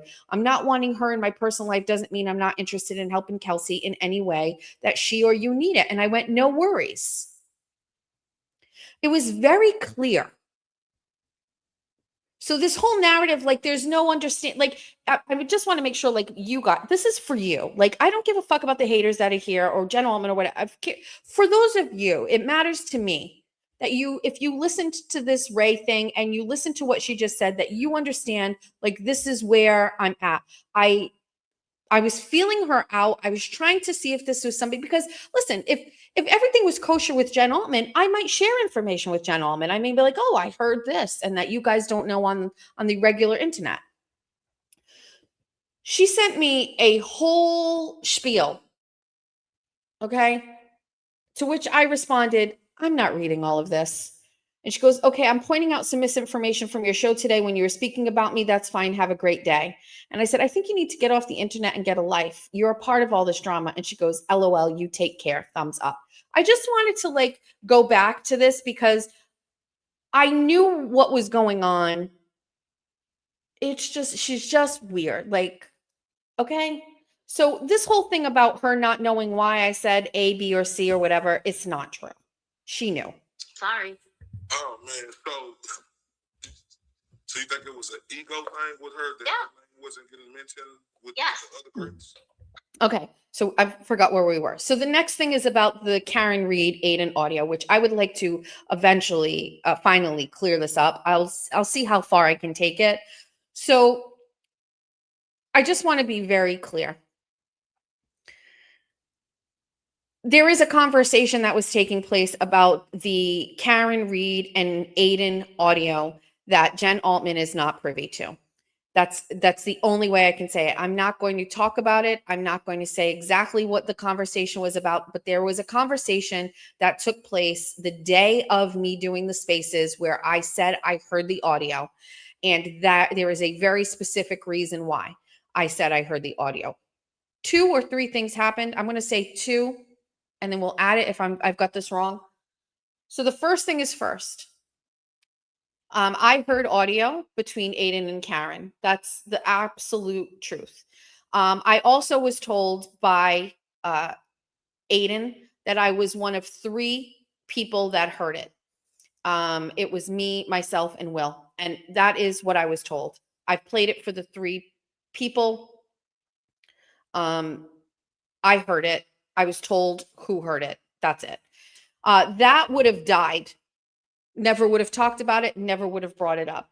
The problem is that Karen Reed was on JFK's show, and in the comment section, Karen said, or someone said, 3 content creators have heard it. And so as soon as I saw that, I knew Karen Reed knew I heard it. I didn't know how. I didn't know, but at that point, I knew that Karen's team got the audio. Okay, so just going back, I knew Karen's team got the audio. I knew Karen knew 3 content creators heard it. And I knew I was one of the 3 content creators heard it. I felt like I was fucked. I felt like I'm not lying about any of this. I felt like it was very crystal clear that I needed to come out and say that I heard it. And the reason for that is because there was the potential of me releasing that audio. I was going to get that audio and I was going to release it. And I didn't want you guys to think that that was the first time I heard it. I always believe eventually everything comes out to light. I believe that eventually the truth always makes its way out in the worst ways. Case in point, the Olivia and Flip audio. And I'm not lying about shit. And so I didn't interject myself. Like Jen Altman is saying, like, oh, people were talking about it and she wanted to make herself like a part of it. Like, hey, Aiden told me that there was nothing about ego. There was nothing about needing to be a part of this story. I didn't make myself a part of that story. Aiden did. Aiden called me and told me about the audio. So it wasn't, I called him and I was like, hey, I heard that there was an audio between you and Karen, and I heard that you have played it for a couple people. Could you play it for me? Can you play it for me so I can go on a show and a stream and I can tell everybody that I have heard it? Because I'm feeling super left out and I just want attention on me because I don't know how to get attention on me in any other way. But if you play it for me, I am going to put myself in this and I'm going to get views and I am going to be wrapped up in, who cares if it's illegal in Massachusetts. I want to get wrapped up in this. This sounds like something that I want to be wrapped up in. So include me. I feel left out. Thank you so much. Bye. That's not how it happened. It's not how it fucking happened at all. This whole theory is that I wanted to be interjected. Like Aiden said that to me one day too, by the way. He was just like, why did you say this or what? Like, I didn't interject myself into this. People called me. People played the audio for me. I listened to it. And then I was just like, this is interesting. Okay, fine. May we never talk about it again. But then when somebody goes and breaks into phones and gets it, and then they share it with people like Australians or whoever, and then it's all on the internet, that's it. If the audio was never heard by anybody else, you would never know I heard the audio. But things were happening in the arena of the audio is public. Everybody knows about it. Karen Reed knows about it. Karen Reed said 3 content creators. Who's the 3rd content creator then? If I'm so wrong, who's the 3rd person? Who else? And then you add to that later on that Aiden had lunch with Meredith. And then just before the Wilbur, he had lunch with her and he played it for her. And he told her 3 content creators heard it. That's how I figured out Karen found out, because Meredith knew it was played for 3 content creators. And Meredith was talking to Karen very shortly after the Wilbur. And so I hope that clears up any confusion, Miss Altman, that I did not want to interject myself into this. There are plenty of things that I'm told by other people that you'll never hear about, you'll never read about, that I don't need to make myself a part of a wiretapping case in Massachusetts. I know the law. I don't want to fuck with that. And I'm all set. You know what I mean? So does anybody have any questions about that? Let's read some comments, because this narrative is crazy to me. It's crazy that I wanted to interject myself. And I allowed that narrative. I don't know, how long has this been going on? 2 months? I've allowed that narrative to kind of float around that, like, I wanted to be a part of it. I interjected myself. No, other people did that.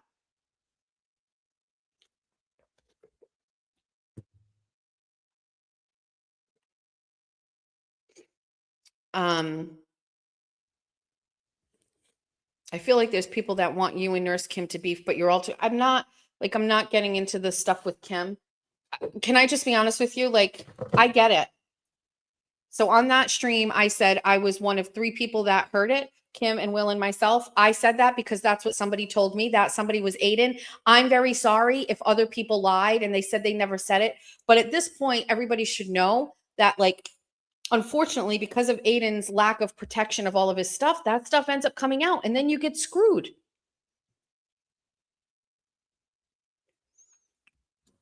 The sisters gave me this gloss. This is like a Jeffree Star gloss and I love it. Thanks, besties.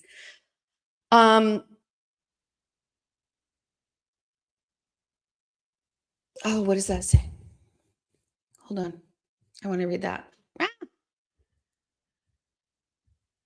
But your texts have been shared.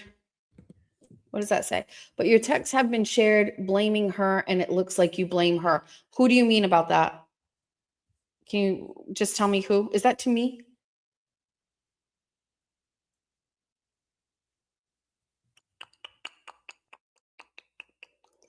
Maybe Aiden did lie about who heard it. That's possible.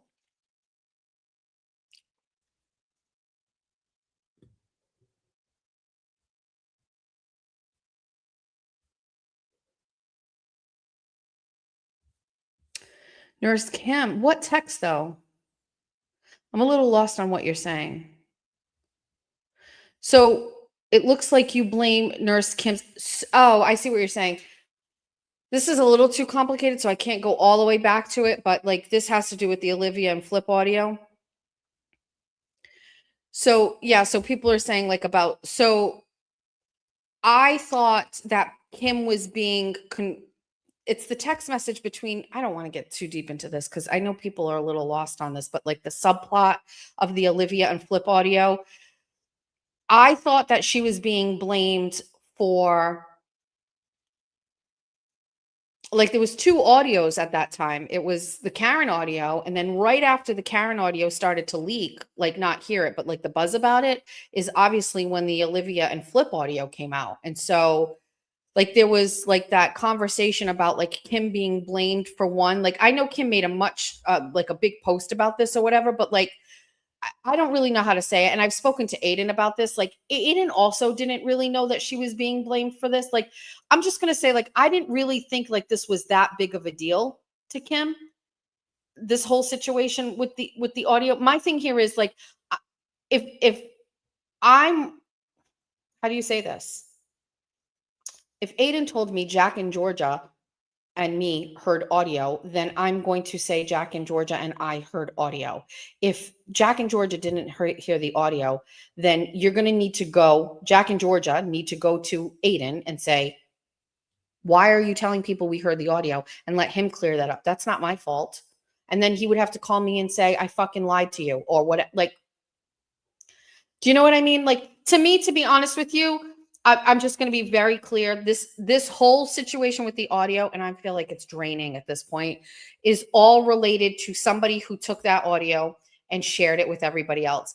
I believe if Aiden took audio and recorded conversations, that's his own private business. And I don't think those things were ever meant to hear the light of day.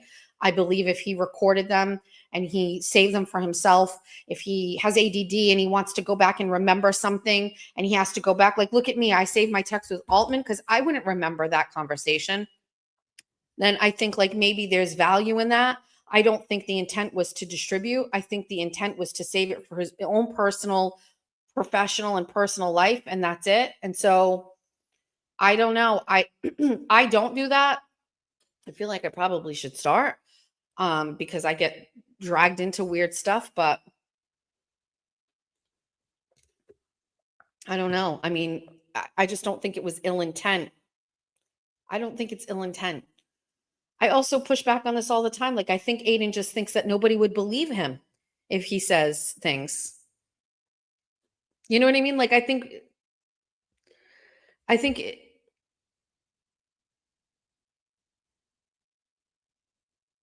what does this say? What is assaultman? Is that Jennifer Altman? We did it. We just finished. Well, we were in the middle. I don't think I'm going to play it. What time is it? 8:30. Let me just finish a little bit of this and just see if what else is going on in it. 100%. That's what I think. You know, that's what I think it is. She would always mention her show. Well, Aiden and I were texting the other day. Oh, and you know, she'd be in the middle of the show. Oh, that's Aiden texting me. Oh, I got to call him back. That's Aiden. So what? So what? Could anybody can you read the room? Like a lot of people are pissed off at Aiden. A lot of people don't like his behavior. A lot of people think that he's like crossing lines. A lot of like, is it a flex to be friends with Aiden at this point? I'm asking. Because I don't really know if it's hitting the way that you think it does. Like, like it would be the same thing as if I talk to anybody that's relevant to this. I say it, I talk to Jimmy, and I know that pissed her off. Like, what's the problem? He's a high profile person in the realm of all this. Why can't I? The way she says it, like, oh, like, are you mad about that? What's the problem? What do you care?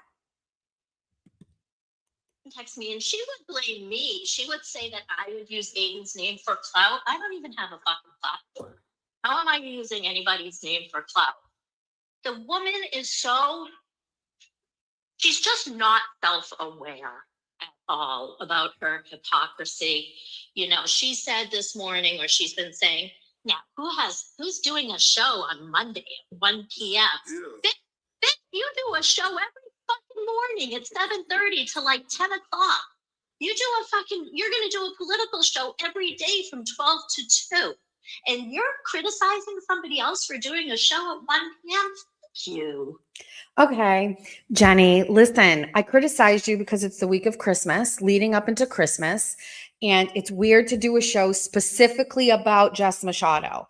I do a show every morning to talk to the besties when we drive Georgia home, and you apparently listen to all of them. But and a political show because I used to do that before. This is what I do for a job. This is how I earn a living. This is what I do for my career. Why are you upset and angry that I do a show in the morning? Why are you listening to it? I'm not self-aware. What are you talking about? I'm very, very self-aware. I am constantly self-deprecating. I'm constantly second-guessing myself with everybody here. I'm constantly bouncing things off to you guys, and I'm going, like, should we, like right now, how much more do we want to hear this? Probably not much more. Like, what I'm very self-aware. I think what you're missing here is I'm confident and you're jealous. And that's the thing you're seeing there, Jenny. I'm confident and pretty and you're jealous and ugly. Yeah, it's I don't understand where I like that we just jumped in with a fuck you right there. My problem came with Jess when I did nothing but hold her down, with anybody who came, for this side. But let me ask you this. Because I'm not worried about that. Hopefully she can get over it because it is what it is. To me it's the small things. She trying to make it big. I have no problem, but let me ask you, how long have you been knowing the goat?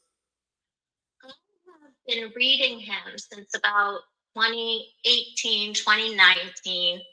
I would say, and we would exchange messages because I was a fan. I am a fan.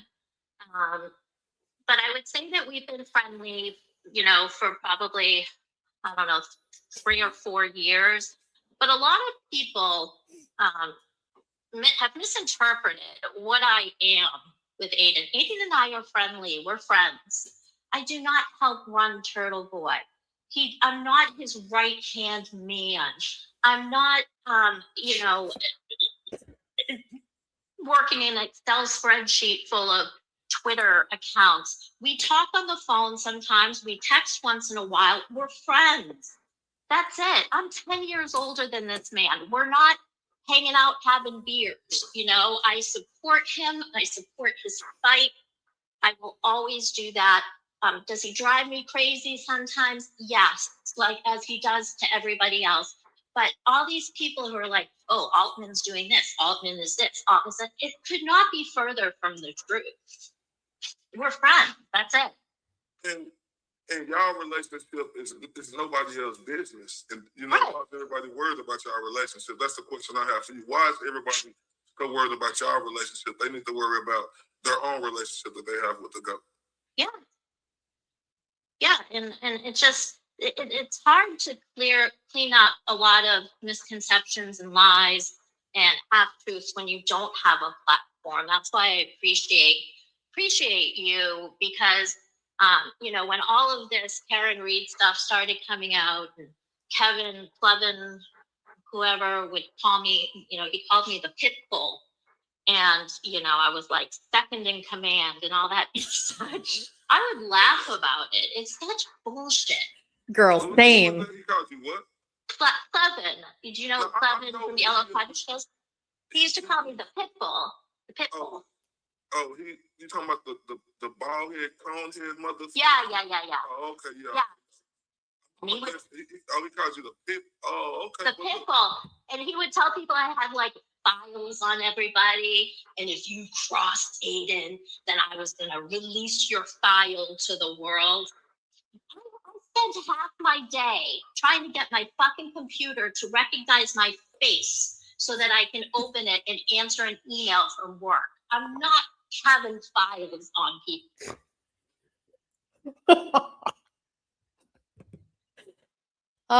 That's very funny.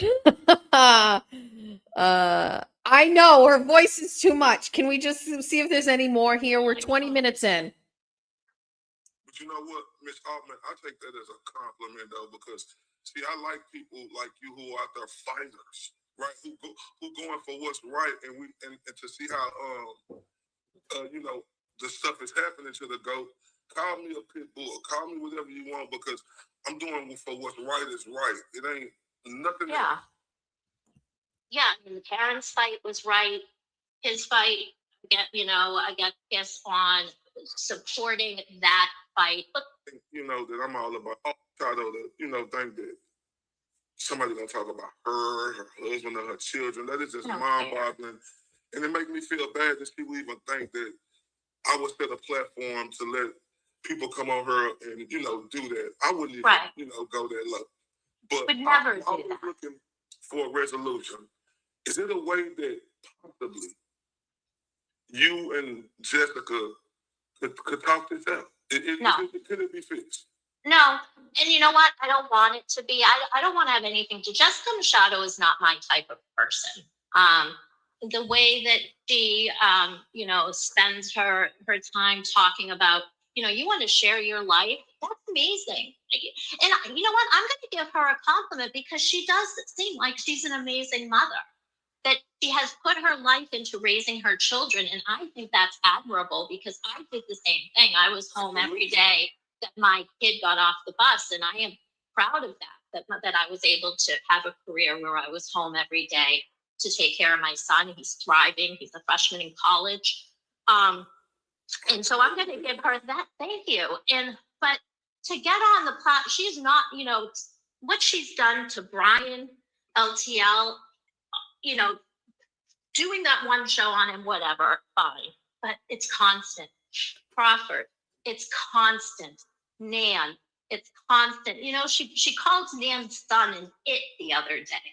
Like, First of all, I actually can't believe that this woman is like talking about me in this way. This is wild to me. Second of all, I did a show on Brian, and everything that has happened afterward is because of me sharing that whole thing about Brian, exposing him for the fraud that he is, exposing him for the weirdo that he is, telling everybody all of this so you all know, like, don't fucking hold it against me when I start my platform here. That's not who I am. That's not me. I never said a word about Mike Crawford until Mike Crawford said a word about me, and then it's fucking on. I never said a word about Nan until Nan said a word about me, and then it's fucking on. Like, you listen, we keep score here, bitch. We keep score. So if you're not on my radar and I'm not saying shit about you, and somebody sends me a post about me that you write about me, well, now what do you want me to do? You want me to just be like, oh, wow, they wrote something about me. Okay, thank you. What part of me, my personality or my life lends to me taking that on the chin? Why would I do that? What the fuck did I ever do to you, Nan? Nothing. What did I ever do to Mike Crawford? Mike Crawford just jumped in on this whole thing with Brian because he wants to be like part of it or whatever. I don't even, what did I say or do to Mike Crawford? Nothing. He wanted to say shit about me. That's it. The first time it happens, we are enemies. We are not friends. I am under no obligation to be friendly with people in this arena who talk shit about me. The only person who has any leverage to ever say shit about me is Brian LTL, because I said shit about him. Worth it. Worth it. All day long and twice on Sunday. Worth it. Why can't I come on here and be like, fuck Nan? She should have never talked about me. She should have never come at me. Why can't I say Mike Crawford is a bitch because he ran his mouth about me saying that I asked him for money? I never asked him for money. Like, he lied about me, and I corrected that. And then while I was at it, I was a petty bitch about it. Worth it. All of this is worth it to me. Worth it. This woman acting like she is some sort of authority on this. Like, where the fuck do you get off judging me? I didn't do shit to you. One time I jumped into a chat on Aiden's thing and I said, Jen Altman was a cunt, and I peaced out. This woman has a whole ass Facebook page where she posts about me 24/7 all the time. Like, all my besties are in there. They screenshot it and send it to me. Like, what? Who are you? Who are you? Stop with the hypocrisy. Stop, she's obviously talented. She can talk. She knows her politics. She knows all that. Focus on that. Don't focus on me. Don't tell me what to do, bitch. I'm just a 54-year-old Jewish mother from the suburbs. I'm sorry. Bitch, did you say you're 54? You've got to be kidding me. There is no way you are 54. I thought literally this woman was AARP card carrying, like 62, 63. What do you mean? What? What are these women doing with their skin that they look so old? Nan and Jen Altman, let me show you. That's my elastic. You may want this. You may want this. This is the 50 we're dealing with here. This is the 50 we're dealing with. You can see a little, I hate to say it over here. Look, you can see like the lupus stuff, but like this is 50. You people are literally looking like you go to the senior centers on Tuesday for bingo and like chow mein sandwiches. What the fuck are you talking about? You're that young? The jowls. Who works 2 jobs and raises her kid. Why do you keep mentioning my name? Bitch, because you write about me on Facebook all the time and you're doing a live stream about me right there. Leave me alone. Leave me the fuck alone. No, already. no. Yeah, because you know what? Just to be honest and unbiased about the situation, it started because she said, "Why did you share that text?" Right. Right. But I heard all the time how it's hypocritical of her because she talk about personal conversations. Yep. On a big platform like she has, right? And I be like, why are you? It went there with you with that, but she do it all the time and talk about why she do it all the time. Mm-hmm. What's your thoughts on this? That she talks about private conversations. Oh yeah, and she'll say, "Well, I'm not like Jen Altman who shared Aiden's private texts, except for the ones that I shared with his with his 2 paralegals." Okay, but you still shared private texts. You're just.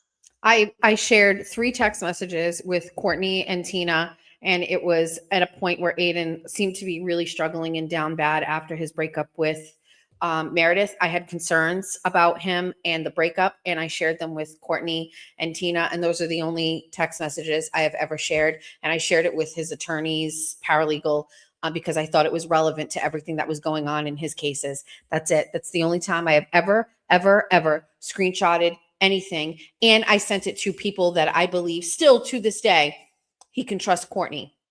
Verdict is still out on Tina. I don't know. But I didn't share it with somebody who you claim to be a friend and is not a friend. And then they shared it all over the internet. And then it got into the hands of like these people who exploited it and made him look like an idiot. Like, what do you mean? Like, what? This is wild. How does this end? How does this end? you're justifying it, which is fine. Justify it. I don't necessarily disagree, but don't bash somebody else as being a bad friend. And one more lie I wanted to clear up. I'm not a raging liberal. She keeps saying I'm a raging liberal.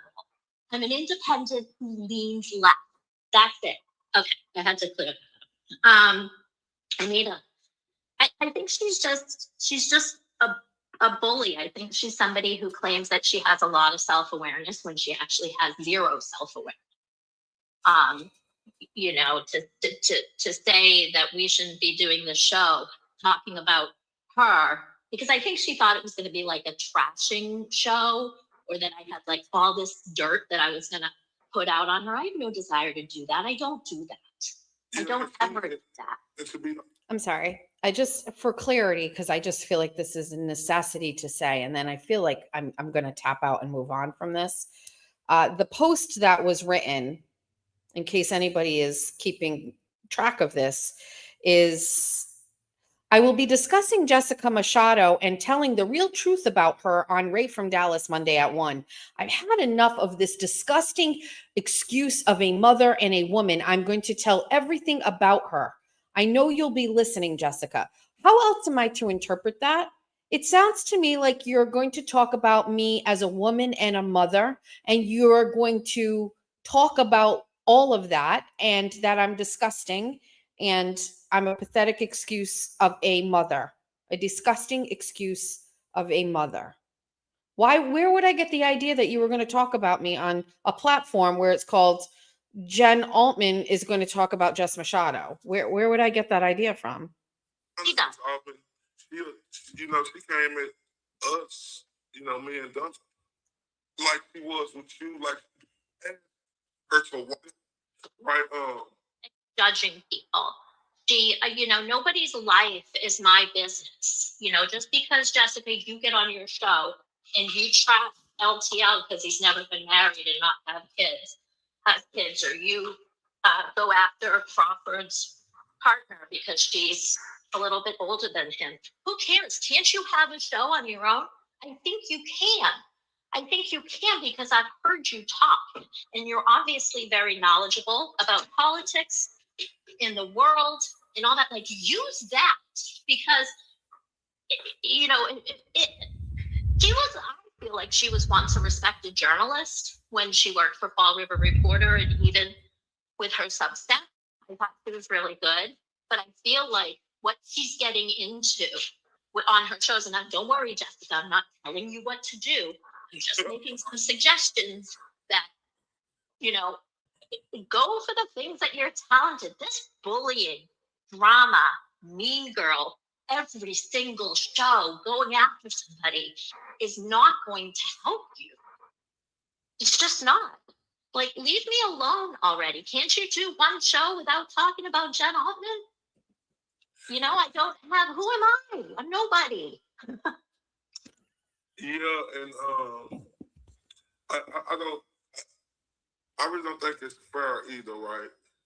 You know, for her, you know, to be attacking you like that, especially when she's doing the same thing that she's attacking you for, just she did not like you for. And when you said she felt like that, no, Where are we at here? fight this fight together. Look, I have a problem over my mouth. As long as they leave this side alone, they're not gonna hurt my mouth. But as long as they keep messing with this side, then they're gonna hurt me, right? But like I said, I just don't get it, you know. I don't understand it. I don't understand it at all. She says that I'm like jealous of her friendship with Aiden. I don't care. I don't care. Aiden has lots of friends. Oh, and one more thing, like when this whole thing was happening with her.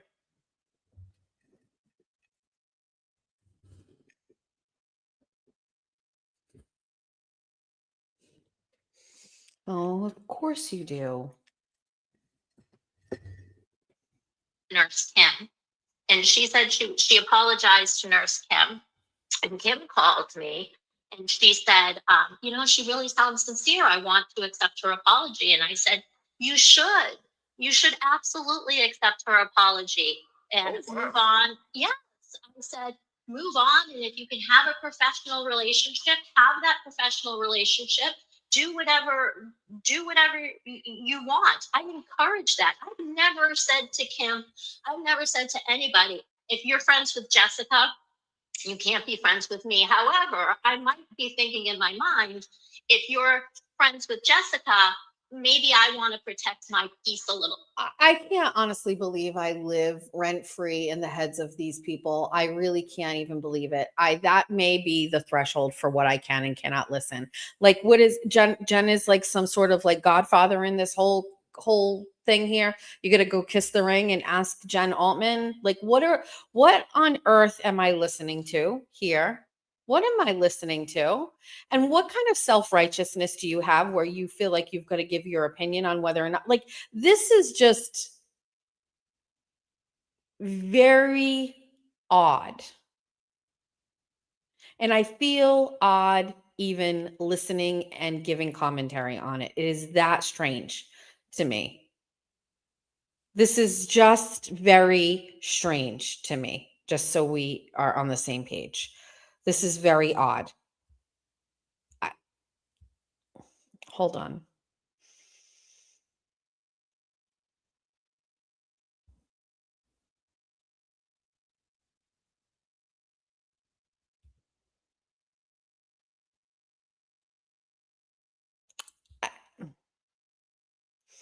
At this point, I have to think about this in real time. I know you're all here. Let me put this aside for a second. Let me read some. I have to think about this. This is very strange. Somebody texted me that that part was in this whole thing. I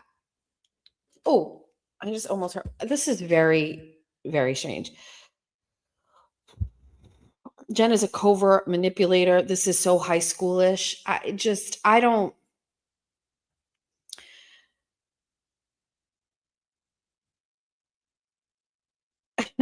Let's read some of these things. I guess thank you for joining and becoming a new member. Welcome. Oh, 10 Jess Machado memberships for people. I know the besties will absolutely love that. Misty, hi, welcome. 143. Does that mean I love you? No sugar, Tina. I know, but she asked for it. I know. Thank you, bestie. I appreciate these. And then we have Liz is also a new member. Hi. Thank you guys. All right, let's go to the chat and see what's going on. This is like tomorrow I'm going to do the walk of shame. Tomorrow, did somebody say it's snowing outside? Hold on, let me go take a peek. Because now I got to worry about Jack driving home. Hold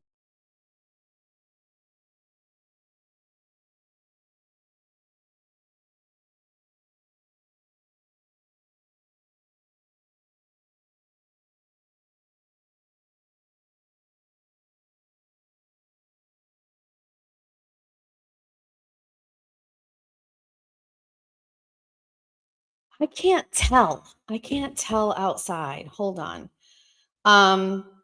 Somebody sent me a picture of a mug they saw at the store and it said live life in the meow. 0 meows given. Stop. So all right, let's back this up. Okay, stop, rewind, go backwards. Listen, Jen Altman did a live stream on Ray for Dallas. She wanted to talk about me. She presented it to all of her people in her Facebook group that she wanted to do a live stream about me, tell the truth about me. I'm a bad mother and I'm a terrible person and all of those things. And I really actually hope that Jen Altman looks back at that live stream and it is something that she feels good about. She feels good that she needs to get it off her chest and document it for the public. She feels like she needed to have it on a platform because she doesn't have one. She's like outsourcing, like that's great. Like I hope it did everything for you that you thought that it should have or would have done for you. I can tell you what it has done for me. It has made me realize that you aren't completely honest, right? Because the whole reason of like some of the things I did were written to you specifically and you ignored that. Number 2, I recognize is that you clearly aren't privy to all of the information. Number 3, she didn't say you were a bad mom. Come on. She did on her chat. She did on her page. And I'm going to be honest with you, just because we're clear. I texted Aiden and I texted Will, and I said, if Jen Altman talks about my children, my husband, or my family, I will not speak to you again. Aiden called me and he was just like, I have no control over that. I'm not close with Jen Altman. I've talked to her very rarely. And he's like, why would I have anything to do with that? And I said, if this is your friend, and you and I are friends, and one of your friends is going to talk about my children or my husband, my marriage, or my family, then I will no longer talk to you. I just want to let you know. I sent the exact same text to Will because Ray from Dallas is supposedly his friend. Maybe that was wrong. I'm not really sure. So basically, and I'm not really friends with Will, but like things were kind of copacetic. This is basically how I look at it. If you're friends with someone and that person puts on their Facebook page, we're going to go and we're going to do a whole show on Jess Machado. I am so sick and tired of this pathetic excuse for a mother. Then I'm not talking to you anymore. That's it. Go be friends with that person. That's not a pick or choose. It's me telling you I'm not going to be friends with you anymore. So like, there's that. Maybe Jen Altman changed her tune.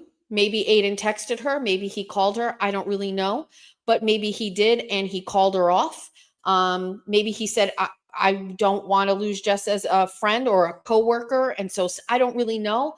I don't really care. Maybe Jen changed her tune somewhere between the day she posted that and the day she did it.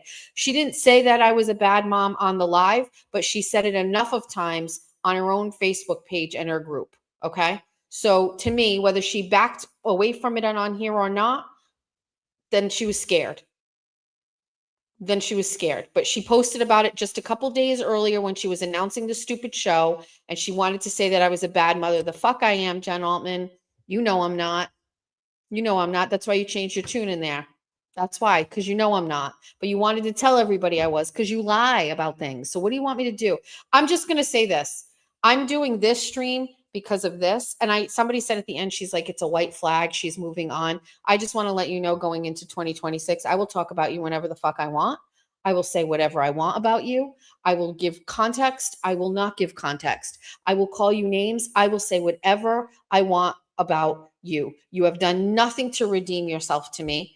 You went on a whole show to talk shit about me. You are constantly talking shit. I will not wave a white flag to you at all whatsoever. We are continuing this beef in 2026. It deserves it. You're a terrible person. You're mean to me. And therefore, I am not going to forget it. I'm going to carry the grudge into 2026. Stop me. What are you going to do? Build your own platform and talk about me again. Go on Ray's show again. Go on LTL show. Go on Brian's show. Start another group that's specifically about. I just don't really fucking care.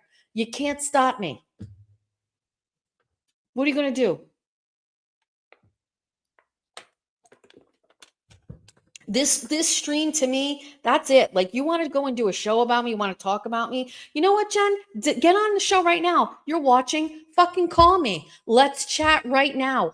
Let's yell it out. Let's talk it out. Let's get you to the point where you're doing nothing but apologizing and groveling to me, because that's exactly how that conversation would go. You and I right here, right now, you won't win. You won't win that argument. You won't win a conversation with me. Because everything you said in there is all not true. It's made up. It's how you feel. It's all emotion. There's nothing. Call me. You have my number. Call me. You want me to call you? Let's go. That is a very easy space for you to be in. On somebody's show, talking about me, saying all those things. You would never have that conversation with me. Ever have that. I would have a conversation with every single person that doesn't like me right here, right now. With confidence. And I have no problem with that. These people would never do that. Jen Altman would never do that. That is a white flag. A thing about me is a white flag. Making up things and saying things that aren't true, that's a white flag. How's that a white flag? I don't even want a fucking white flag. I'll stay in this petty fucking war with you. I don't care. It's good for me. I love it. It's great.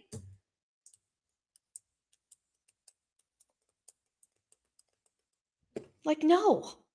Ew, you want a white flag? Why? Why? Because you can't schedule a space with Ray once a week on a Monday at 1? Nobody cares, Jen. You care, Jen. I don't care. What are these messages? One sucks between you and me. She tried to find out where I live. Oh. Hmm. Huh. Like, I think everybody is like asking me to like make amends and make a truce after everybody's been mean to me, after everybody has come at me, everybody working behind the scenes at me. Why? Absolutely not. What am I going to give to you? So I can go around acting like some sort of a cuck and be like, I relinquished my my feelings about this to make you feel better. It won't make me feel better. You're mean. I'm not mean. I'm not.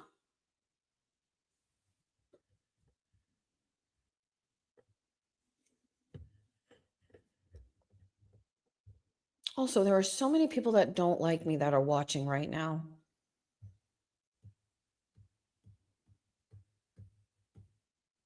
Yeah, no, we're not giving them that. We're just no truce. Hold the grudge. We're 50 Cent going into it. Let me say, I mean, I guess I should do like just before the end of the year, I'll come up with something where I'm like, all right, we won't, no, no. Sorry, never mind. I'm going to hold a grudge forever and ever. Forever, ever, forever, ever, forever, ever, forever, ever. All right. Speaking of grudges, hi, haters. I know they're all here. Chris the Koala is listening. I know they're all here. They have friends that tell me things. So, some of you all need to check your inner circles. I'm just going to say that. There's that. All right. Speaking of, let's only just because this is fun and there's more things I want to go over. So there's this. So Jen Altman has this group, and in the group is Holly McNamara, and she is trying to kind of she's trying to make a space for herself in this like anti-Jessica space. And I love that for her because she has been in the anti-Jessica space down here in Somerset. Let's take a look at myself first before. How does this look? It looks good. This just looks good today. I'm so glad I look pretty and good as I was look at my boobs. They also look great today. I'm so glad I look pretty when I was shit talking Jen Altman, because then when she has to listen to it, she has to see how pretty I look and forward with it. And she says she needs more time. And so the judge is like, you do understand, like you're here for an HPO. You feel like there's a need, you need this order, but you're willing to walk out of here without it. You don't get the protection. She's like, I'm aware. Already the judge is just like, so how fucking bad do you need it then? Right. You know what I mean? So that happens. So then we got 2 weeks. We got to come back in 2 weeks. I now have all the time in the world to take her affidavit that she submitted and dissect it. And of course, we're all in our like Karen Reed era. We just went through trial number 2. We watched the binders. We went through the Lally era where we saw him a mess and not having papers ready. So we knew exactly how to handle like a court situation. I didn't have the money for an attorney because I'm poor. MLP. I'm poor. I don't have the money for an attorney. And so I was like, I'm going to defend myself. And so I get in there and I am going to defend myself in this case. I'm not going to play the whole thing because it was pretty long, but we're going to fast forward to the point where it's my turn. And technically, if I was an attorney, I guess I would be cross-examining Holly, but I don't really know how to do that. And so the beginning of it is a little tricky because I'm talking and I'm giving a narrative and the judge is so kind. He's just like, you're doing great, but like, let's keep it to asking questions. And once I recognize in my head that that's what I need to do, I really hit my stride. But these are the people that are associated with Jen Altman. These are the people that are associated with like MLP. These are the people that don't like me and who are just like, they are not authentic and they're not honest and they lie. And the best part about this is getting her to essentially admit that she perjured herself on the stand and also in her affidavit. Ultimately, the order was denied, but I have the court audio. So we're going to play a portion of it. We're going to go all the way to like here. It's going to take me a minute to find it. Stand by. And looking at his history, Your Honor, he does have a. And by the way, this is like there are other court things in there. So let's. Found that card was posted videos insinuating that I was on drugs. Yes. Have you been familiar with the follow reporter? All right. Okay, have you shown them to council? Okay, have you shown them to council? Which ones is still on? Okay, so why don't we go one at a time, and then we'll determine whether or not they're relevant to what we're dealing with, okay? Your Honor, just listening to testimony today, I see that Ms. McNamara is presenting a broad scope of things here, many of which are not attributed to me. It seems impossible to understand. We're already in the I don't want to take argument from you at this point. I just want, maybe why don't we do this? I'm going to ask you to ask her the questions you need. Okay. And then we're going to go through your witnesses, and then I'm going to hear you, and I can take your documents at that time. I think that's the best way to do it. Okay, so cross-examination. So, to Ms. McNamara, do you have any evidence that is presented to the court today about a audio recording or live on Twitter where I can tens of thousands of individuals to come? Do you have a copy of that recording? Yes, I do. In that recording, do you have it available? Yes, I do. Can't hear it. In that recording, is it not correct that I asked for witnesses who were at the courthouse to come forward and reach out to me or come to the court to testify? Yes, that's one of the things you said. Your Honor, I did do that. The evidence that I have yielded 3 individuals who could not be here today. Continued from they were available to come, but now aren't. So the issue here with that is No, if they're not here, I was going to say, if they're not here, I'm not going to take affidavit from you. Okay, so it's over to your testimony. I'm going to be upset. You can't hear it. It's the quality is not great. I can hear it well, but you guys can't. No. All right. That's Sky Daddy basically telling me, Jessica, don't do it. I can't screen share because it slows down everything. No.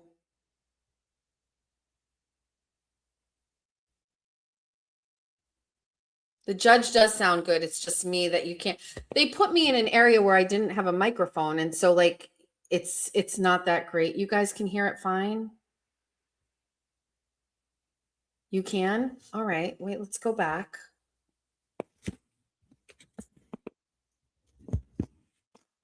It's good. There's some really great moments on there where I like, this is just, And the standard proof. hold on. I never come here before in front of the court. Correct. You stated, what made you choose that day? Can I ask you, what made you choose that day? Why you chose to come? Images and social media. Ms. McNamara, did, you stated during the Facebook Live you received text messages? Yes. Okay, were those from me? I have no idea. Okay, do you know if they're from anybody within my household, or my family, my work phone, or my home phone? They were talking about. I'm asking, do you know who sent them? Not. So you don't have any proof here in the court today that those texts were from me? No. Okay, thank you. So in an affidavit, she was like, she is texting me. I received text messages from her. And I'm like, what proof do you have that those are from me? And she's like, I don't have proof. Ms. McNamara, do you recall that earlier this spring you were at the Mallard in Somerset? Yeah. Okay. And I walked into that restaurant bar with a group of friends of mine. Is that correct? I have no idea. Okay. Do you not recall being at that location? No, I do not. This wasn't really relevant. Hold on.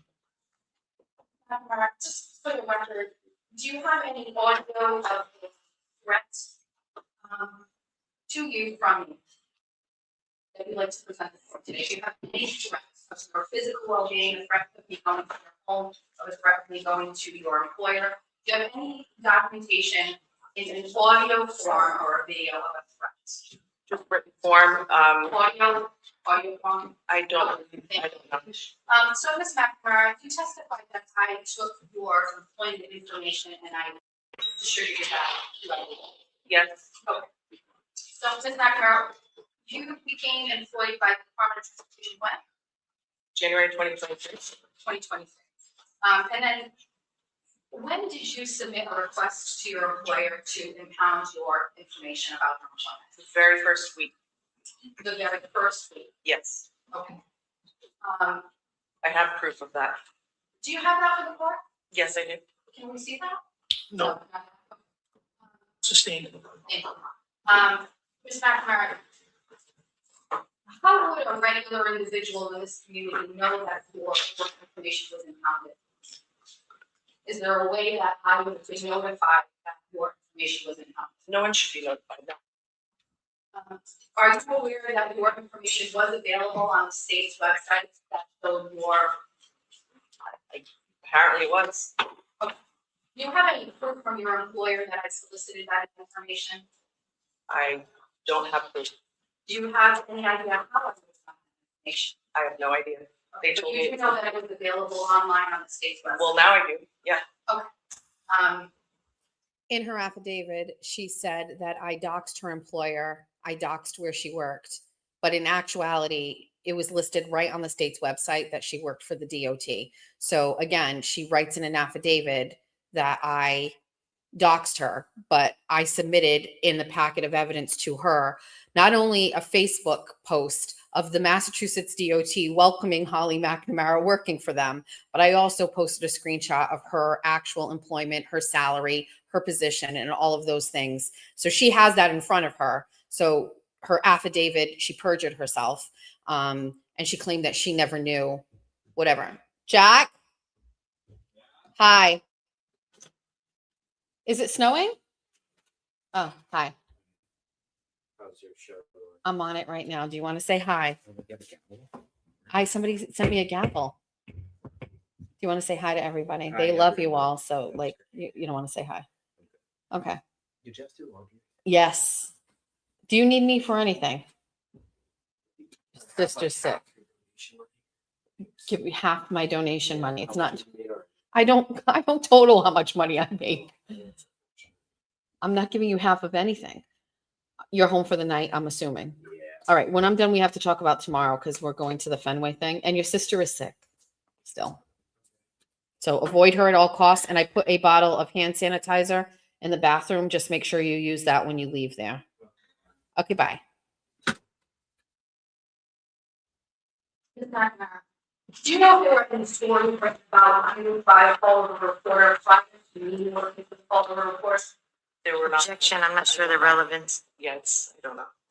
That's the answer, she doesn't know. If I told you that there were 3 other articles written and published by Paul the reporter before I worked there, is that? How would you, a relevance? Okay, so you don't know. So the only articles that you're aware of are the ones that Yes, the 3 articles that I have written about you, is it true that those 3 articles were written and published during the time that you were a candidate for office in Somerset? they were, but there was no equal time. Was there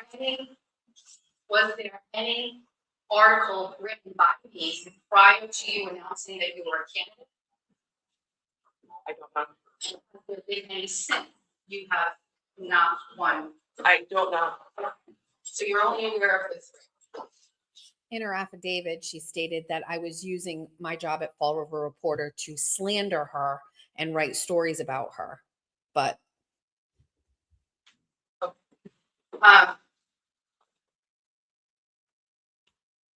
One more moment, Your Honor.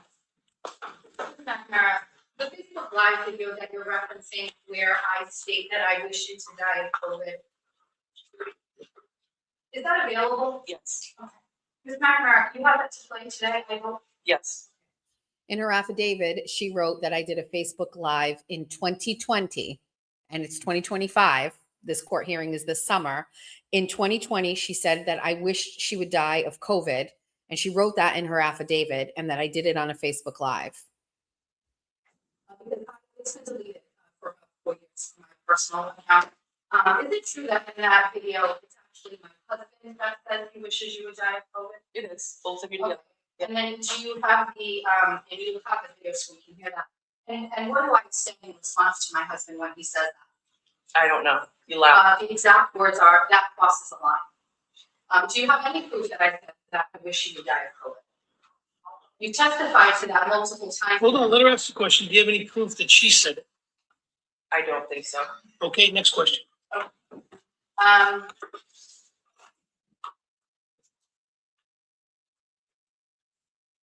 Ms. McNamara, you said that there was a mob mentality associated with me that has caused you fear, and you mentioned that you resigned early because of that. Yes. In your resignation statement, which you read at a meeting and then was published online on your page. So in her affidavit, she wrote that because of me inciting a mob mentality, that she felt the need to resign from her job as a selectman and to move and sell her home. And she said that it was because of me and she had to resign. Your professional page, as well as was shared by multiple media outlets. At any point in time in that statement, did you mention me by name? Don't think so. I didn't mention anyone by name. Did you refer? Actually, you did. There's, am I correct in stating that you mentioned Mr. Alan Smith? Yeah, because he just won the election. Okay, and did you mention a Ms. Kathy Souza in that statement? Yeah, because she announced she was Okay, running. so you did actually mention two individuals. Right. And you did not mention me as being the cause of the reason why you resigned. I generalized. Okay, but you did not mention me. I generalized a group of people. So again, like, you perjured yourself. You said that I was the cause. So I went and got your resignation statement. I found it online. You published it. You sent it to all news outlets, and you never once mentioned that I was the cause for you having to resign. And then when I said, "Did you mention anybody?" and she says, "No." Well, I say, "Did you mention me?" She goes, "I didn't mention anybody." I remembered and I went, "Actually, no." And I can flip through it. You can hear me, and I have it printed out. And I go, "Actually, you did mention. You mentioned two people for being the cause of why you resigned."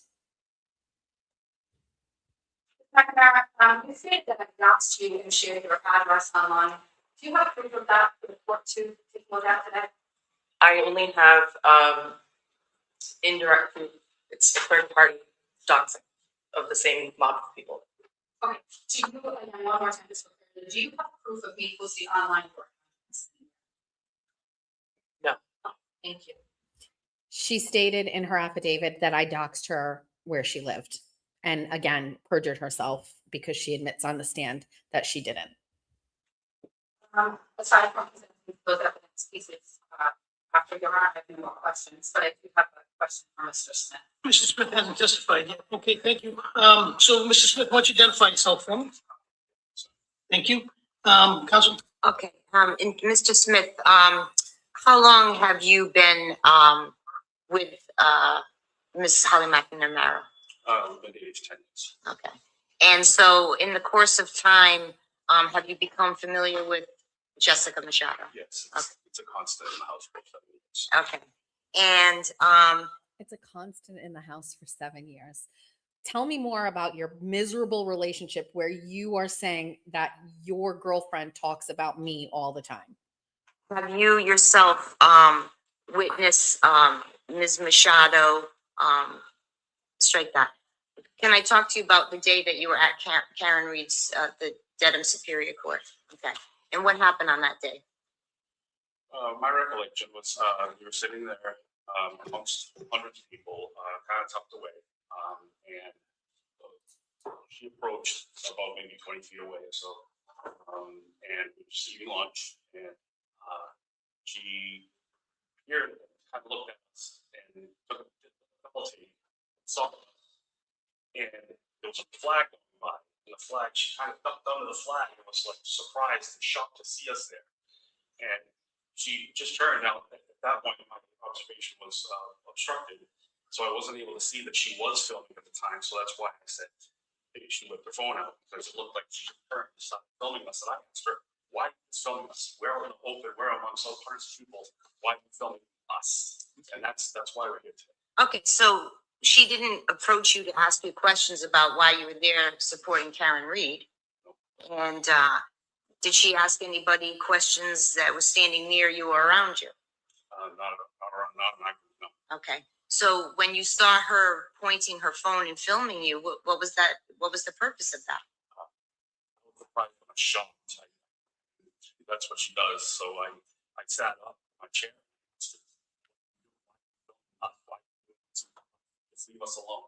And she had comments to say. What did she say? She said that she was filming everything. I said, you're not filming around. This is filming behind us. She was just going off. And This is Holly McNamara's boyfriend. He was present at the Karen Reed trial on the day that brought us all to court, where they were saying that I harassed him. And he's giving testimony to him and his interaction with me out in front of, while we were waiting for the jury deliberations. how did that make you feel? Well, we were there to just be a part of the event. And we felt threatened at the time. We felt scared. Right? We didn't know who else she had amongst our group, so who she was going to get. We didn't know what was going to happen. Okay. And over the last several years, have you had conversations with Ms. McNamara about how Jessica Machado treats her online? Yeah, we've gone back and forth about it. And said, well, what is she doing now? Or why is she? There's no reason for it. It just seems like it's focused on Holly, whether she's in office or not. Okay. And have you ever met Jessica Machado? I've never formally. Okay. And do you have any idea why she would focus on Holly McNamara? Just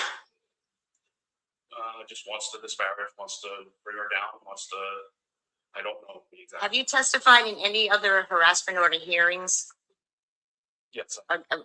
against Jessica Machado? I've been.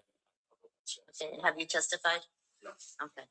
And so other than you never meeting Jessica and Holly never meeting Jessica, The reason that this is being brought up, and I've always wanted to share this, but the reason it's being brought up is in Jen Altman's group, and where she was talking about doing this live stream about me, Holly McNamara, the woman who accused me of harassing her, was in the chat and talking about her experience with me. And people were screenshotting that and sending it to me and was like, who is this person? So here is the person that is corroborating Jen Altman's feelings on me. And this is a court hearing that took place this summer. It was right after the Karen Reed trial ended. And they said that I was harassing this woman at the Karen Reed trial, and then looped in a bunch of other things, which you've already heard, which were going back 5 years. Like, you can't go get a restraining order on me for something that happened 5 years ago, but she tried to. And then obviously you heard me kind of disprove all of that. And this is the boyfriend. but to this day, you don't understand why she's fixated on it. Okay. No further questions. Okay, thank you. Cross-examination. Limited to what he testified to, okay? That I did a double take. What does a double take mean to you? You turn first, and then you turn back and look again. Okay. And you also just testified that I was shocked to see you. Yeah. Mr. Smith, how could I have been shocked to see you if I saw you out and found you? Did not your testimony here indicate, allow me to finish the thought, did your testimony now state with the words double take and shocked indicate that I was as surprised to see you as you were to see me? I did not say that you saw us out. I said that you appeared, you were there, and then when you saw us, you did the double take. I was, quote, shocked to see you. That's what you just stated here on the. I said I was surprised but not shocked. No, you said that I was shocked to see you. That just, you just testified to that. I said that you. I wrote it down. Yeah, that's fine. That you. Okay, there's no question from you. Make it in question form, not in comment form, okay? Of course. Mr. Smith, you indicated that there was a flag in my way and that I was, it was very close to me, is that correct? How close did you say that flag was? Maybe 5 feet, and it was walking by, and when you saw us, you made the effort to look under the flag to double take to see if we were actually there. So did you see that flag actually hit me? Okay, sustained, it's not relevant. Next. Well, Mr. Smith. I'm not in this. I saw the video, so. Oh, okay, yeah. I skipped over it, but Holly McNamara said that I approached her, and I was like, well, what if I had the video to show you like that I was talking to somebody, and I played it. I missed that part. And so the judge is basically like, you don't really even need to go over this. I saw the fucking video. You didn't approach them. You didn't say anything to them. Like, you don't really need to. He's basically trying to help me out here. And I still wanted to get him on record. Yeah. So, So Mr. Smith, in that video, did you show any disparaging words towards me? Yeah, I said that this is, Did you call me any names, Mr. Smith? I said, get the fuck away from us. There's And no reason for you also- fucking be fucking videotaping. I did swear, because it's going on. Okay, Mr. Smith. And then did you call me any names in that video? I don't recall. We heard that you called me an asshole. Mr. Smith, did I approach you at any point during this interaction? You turned toward us and you were directing toward us, so yes. Did I swear at you or threaten you? I couldn't hear you from there, so you may Did you hear the audio? Were you able to hear I it? wasn't able to hear it, no. Mr. Smith, do you recall being at the Mallard on the? sustained. Why is that relevant? Well, Your Honor, it was from the urgency. I mentioned that they were at the same location as me and like nobody had any issues. You know what I mean? But like, whatever. Believe there was no. I would just say that two adults can be in the same room if they be sustained. Next. Thank you. Your next witness, counsel. Ma'am, why don't you stand? What's your name? That's fine. You can take a seat. You may inquire. Okay. You step back, Mrs. Smith. Okay, so Ms. Lemieux, how are you a friend of Jessica Machado's? No. Are you familiar with Jessica Machado? Yes. And how are you familiar with her? Because I live in Massachusetts and she worked at WBSF. And I used to listen to her show. And she was on for 3 hours a night. And to be honest with you, she's a very good storyteller and she's very entertaining. So I did enjoy her show. But what I noticed was she constantly brought up the name of this girl, Pauline McNamara. And he was not in a political treatment. And I thought to myself, why did she pay the vicious things and it's on and WBSF has it on, Jack Laws. I should have objected here, but I didn't really know how to do that. And what time frame was this? Oh, the summer of 2023. And This is a witness. This is a woman who reminds me of MLP, actually. She was a huge fan of mine when I was on the radio station in New Bedford. She called all the time. She never missed a show. She asked if I wanted to go to New Hampshire with her and her husband. She's older. She's as old as I thought like Nan and like Jen Altman are, like 65 or something like that, like around that age. Just I wasn't really into it, like she was very nice and kind to me, but like I wasn't interested in like crossing over and being friends with this person in real life. And I think like maybe that was part of it. And because I snubbed her and didn't like partake in what she was asking and stuff, like she sought out this woman and befriended Holly. And by the way, Holly, if I ever spoke about Holly, it was always in the arena of politics. She was a selectman. I often talked about things going on at the old Brayton Point power plant and stuff like that. So like this one I feel a little bad about because but anyway, let's get through this. It's really quick. And are you watching this online? No, it's a radio. Okay. And so who's this Holly McNamara? Who's Holly McNamara? I'm kind of sad to think this is like turning into bullying. And is this even legal to just talk about something like this? And I'm not. Yes, ma'am. It is legal to talk about someone who was a politician like this. Even if they're not, it's legal. But when I would listen to it, and some of it was good, some of it I enjoyed. But when you would have to do. I just want to say, I absolutely love that these haters have no choice but to acknowledge how talented I am. Like her, she's like, oh, something was good. Jen Altman, like, oh, she's really like, I love that they have to do that because what else are you going to say? I suck at what I do. I mean, this is actually probably my worst show and it's because I'm playing other people's shits. There's absolutely no reason to do that. And you went after. Okay, so that opinion second. So let me just cut to the chase. Did you ever hear her threaten her physical harm? No. But I did. Was it name calling, that type of thing? She brought her down. Yeah, was it name calling and Like calling. disparaging, that type of thing? Yes. Okay. Also, it just wasn't, it was bullying. It was bullying one. And I'm telling you, and say, you know, it's wrong. It's just wrong. Okay, thank you. Do you have any? Yeah, so, well, I mean, so then, so you didn't know Holly McNamara? No. Okay, and how is it that you, connected with Miss McNamara? After hearing this, I saw Miss McNamara's, she had a video fight. She sought out Holly McNamara and befriended with her. I'm going to skip because this gets a little boring. They are now friends.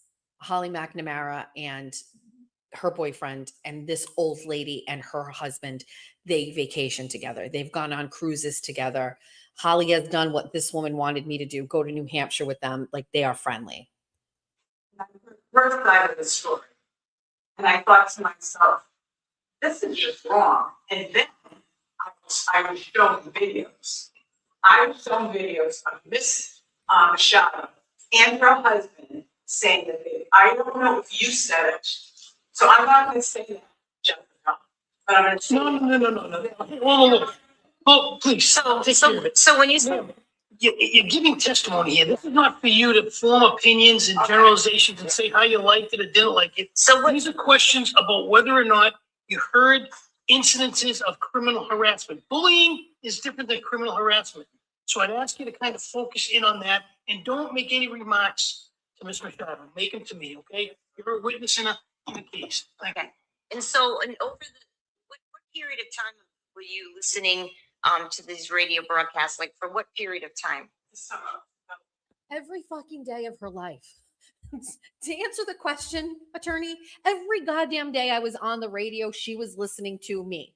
Every single goddamn day. Also, I just saw it scroll on here, more fake victims. It's lying. It is the lying.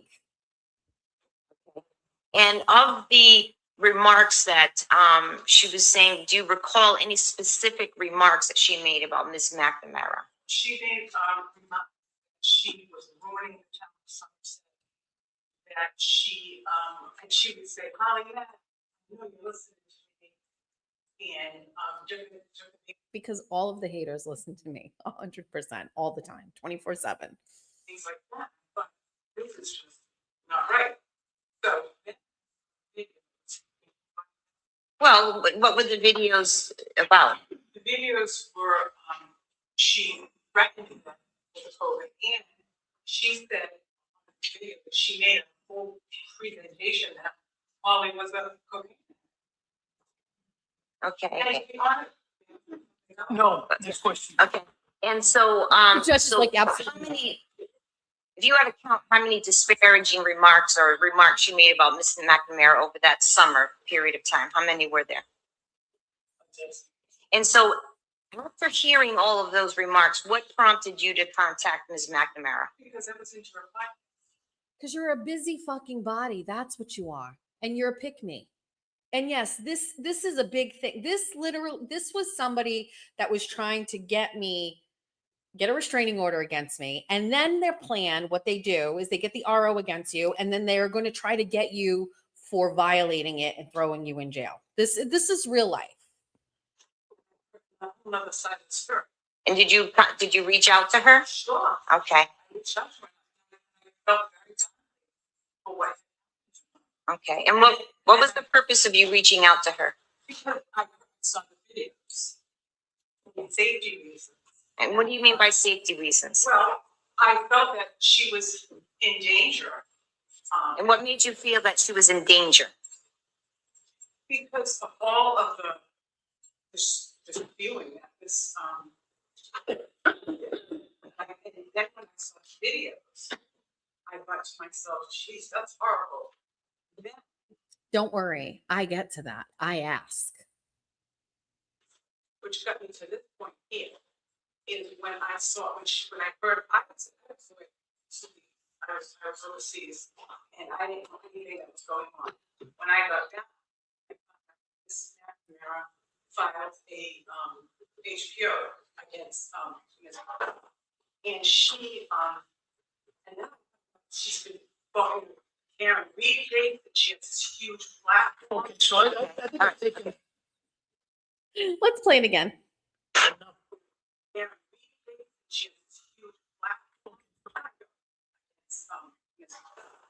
And she, and then I found out she's been following Karen Reed case, and she has this huge platform. Okay, so I think I've taken enough. Karen Reed case, and she has this huge platform. Okay, so She's been following Karen Reed case, and she has this huge platform. okay, so I think I've taken enough of this generalized Yes. type testimony. So do you have any specific questions that you want to finish up with? I guess, so I'm just trying to get to why you felt that Ms. McNamara was in physical harm. Because when you say to someone on a live broadcast and your followers respond back, we riot on. And what did you take that statement to mean? I meant it as a threat. You riot on, and this Machado repeated that. And when was that said? During her live broadcast. And when was that? That's on the 13th, I believe, on the 12th. Okay. Inviting him. Just want to let you know, this woman says the words "ride at dawn" means a physical threat, and that is why she is here today, taking time out of her retirement to come in here and say that I am a threat to this woman. And when someone says, and the only thing that this attorney, and bless this attorney, her name is Julie Lynch. She had the hardest job in the world. She had to try to actually make a go at this case where this woman is trying to extract from this witness exactly what it is that I said or did that would cause this woman to be fearful or scared I was going to hurt her. And the best that this woman could give her was on her podcast, somebody said we ride at dawn, and Jessica repeated it. Got it. Okay. And to be honest with you, I don't want. I don't feel threatened. I don't need her to come after me. Thank you. No, All right, that's enough. any questions for this witness? Yeah, Thank you. of course. Thank you. Rena, thank you. Just a couple of questions. You listened to my radio show on WBS. Right. Do you know who owns WBS by any chance? Okay. If I told you that it was owned by Town Square Media, which is like a large media company, would that makes sense? Yeah. It's part of Fund 107. Yeah. Under the umbrella of that. Okay. You became a fan of mine, would you say? I did. Yeah. And you listen to my show often. I would say often. Okay. Are you aware of the categorization of my show? As being Jessica Machado focusing on local issues, especially those in Fall River and South Coast community, regarding politics and such. Did we talk about politics a lot on that show? Miss, I don't know your last name. Miss Williams. Was it a politics-based show?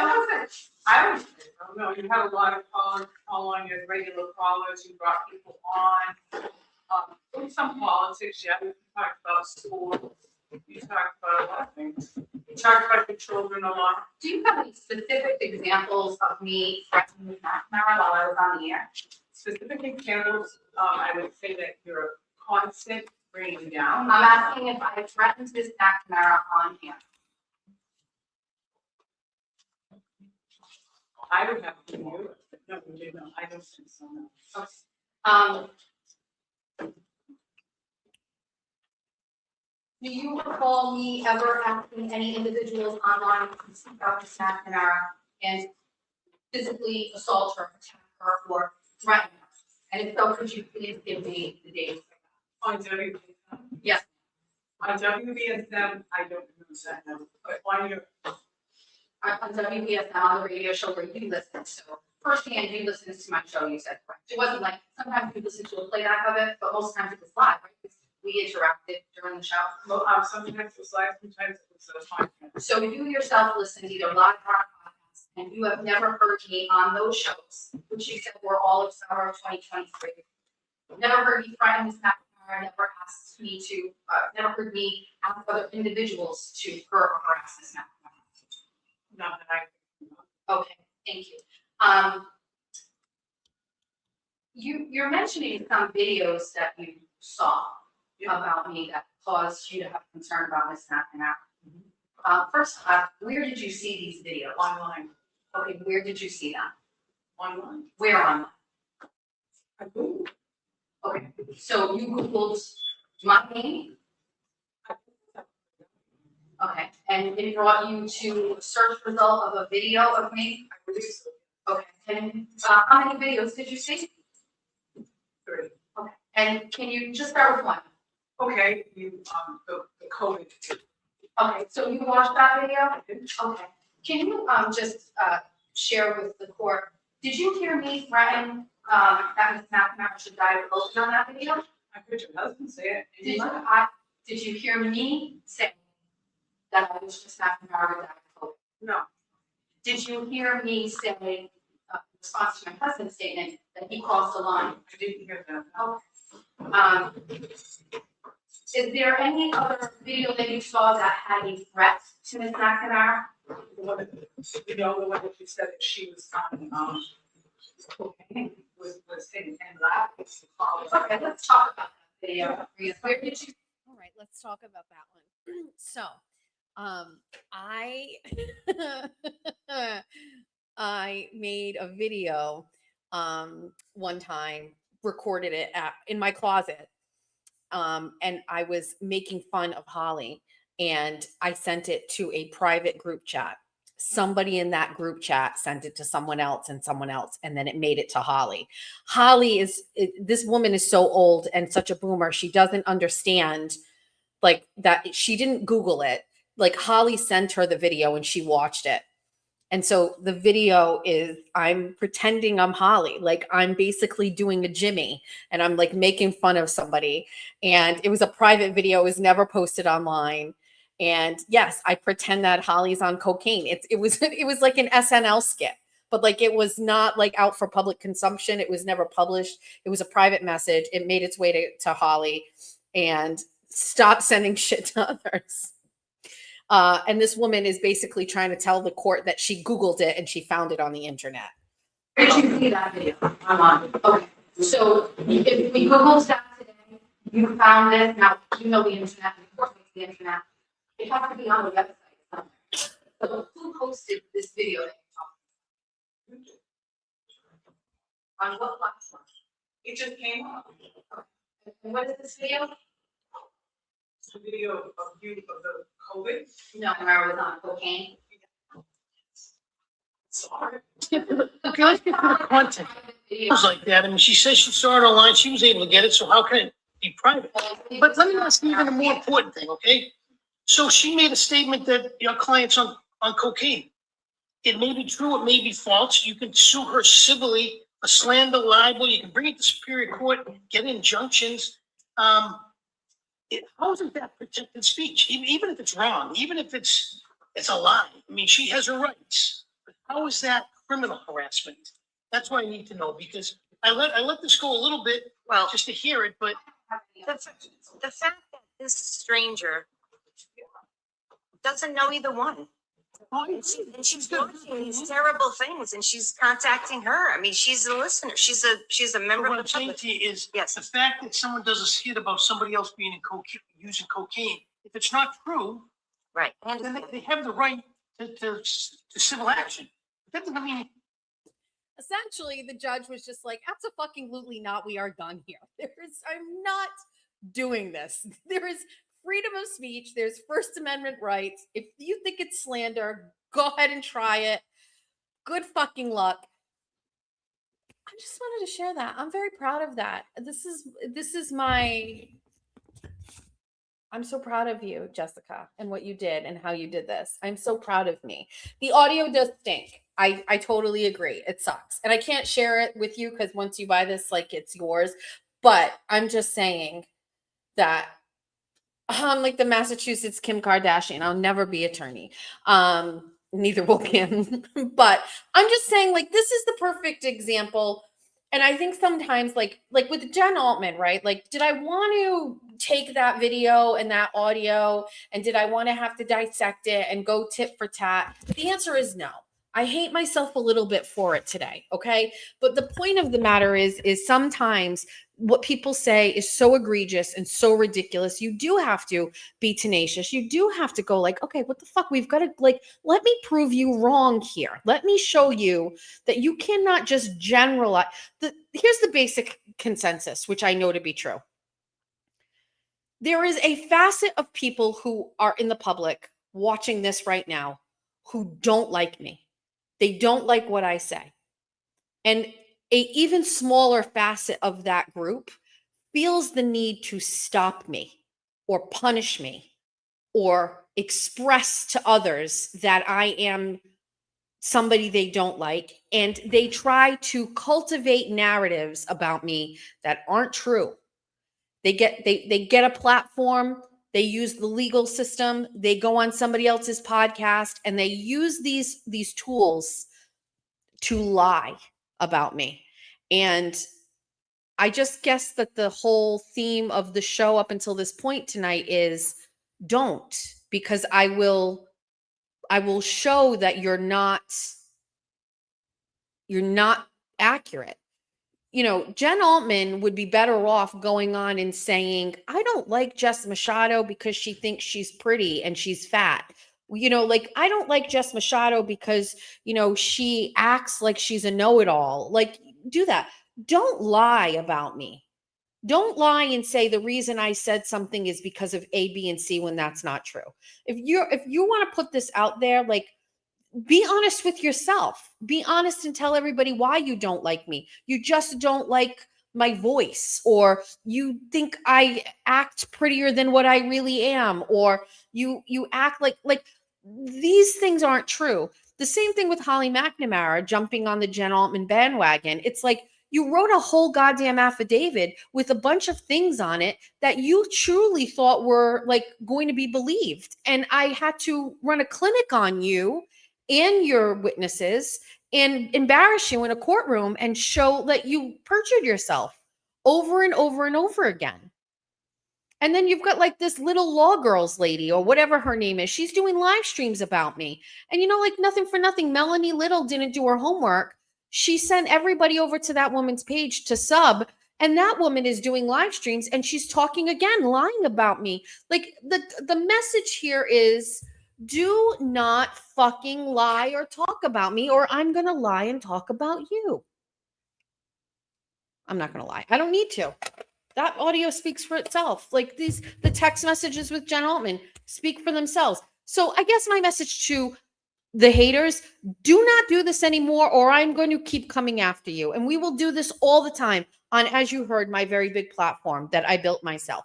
Number two, if you are a part of the arena where people are coming after you and you're caught in the crossfires, all of this stuff, fucking push back. Don't let these people do this stuff to you. Don't let them say these things to you. Erica Walsh is in the chat. Meredith went and said shit about her, and Erica was like, absolutely not. That is not how I said this. I did not. So Meredith goes and puts this whole thing about, you know, she's bringing her kids in it. That is not how it was said. And I love that she pushed back and she gave it to her. Push the fuck back.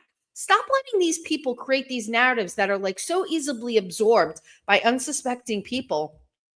And then all of a sudden, now your reputation is, what's my fucking reputation? That I didn't like that Brian LTL was talking shit about Will and Mike Crawford all the time, and he was being a bitch. That's good. That's my reputation. I called him out on that after I finished my fucking job with him. Good. I'm done. I do love Melanie, but I'm just saying, like, don't take that the wrong way. I'm not going after Melanie, but Melanie sent everybody to a channel that is shitting all over me and lying all over me, and it's not even really true. Do you know what I mean? I have to check my phone because I've got 23 text messages. What happened while I was listening to the audio? Images. Oh, I love that. What is this? Oh, it's a picture of poor Marion. I love that.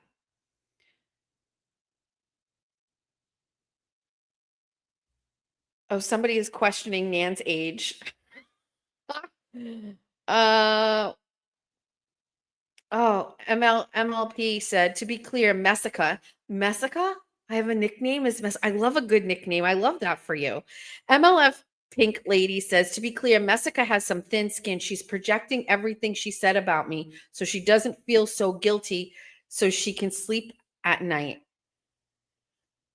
She has talked about Meredith every show, all because she is being a good friend to Aiden. She called Meredith's work. She is the stalker. See, MLP, you can't do this. These things aren't true. I did message her back and forth when I was a supporter of hers, and when it all broke about TB and his lives, I supported Meredith.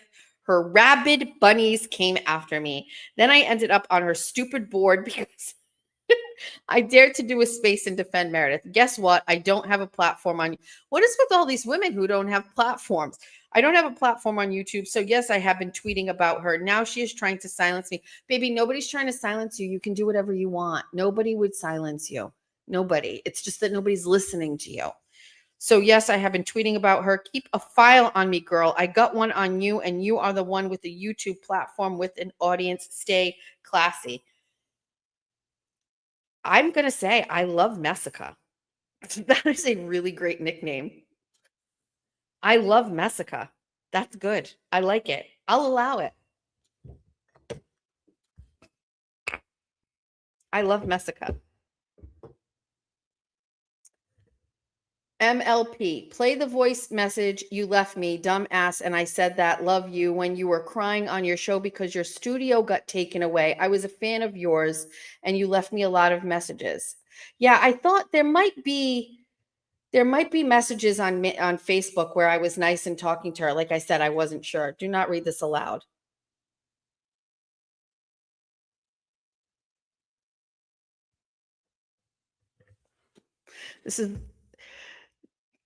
Do not read this text out loud.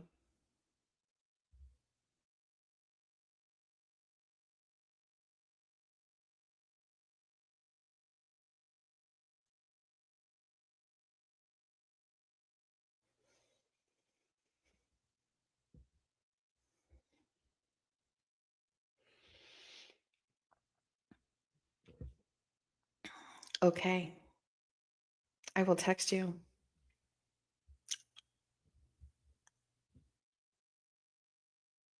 Oh, somebody sent me a hair check. Anyway. Oh, wait, there's another one. Hold on. What's this? Meow, meow, meow.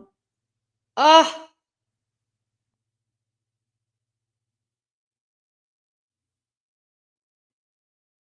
She mentioned Pat McGee. I mentioned Pat McGee on a live stream. I talked about that one time. Anyway, this lady, she sent me Pat McGee. I love Pat McGee. Anyway, all right. I think I got all of that. Thank you. Some of you I can't respond to, obviously, right now for all of the obvious reasons. Hold on. Let's go to here for a second. I just want to say Maureen paid me $10. Let's see if there's a message. Shout out to TT. Got the presents to me on the layaway plan she spoke about last week. Love you both. Thank you, Maureen. TT, let's read some of these super chats and then we can move on from this. Stand by. I need water.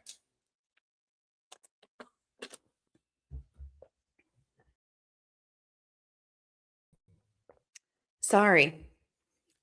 I just took myself out on accident. Let's see what's here. Lady Tam says, hold on, it's taking a second to come up. You've been used as a pawn in all of these people's drama games. You have every right to be upset and look out for yourself. I wouldn't say I'm upset. I feel like, look at this hair. I wouldn't say I'm upset. It's just a little exhausting, to be quite frank with you.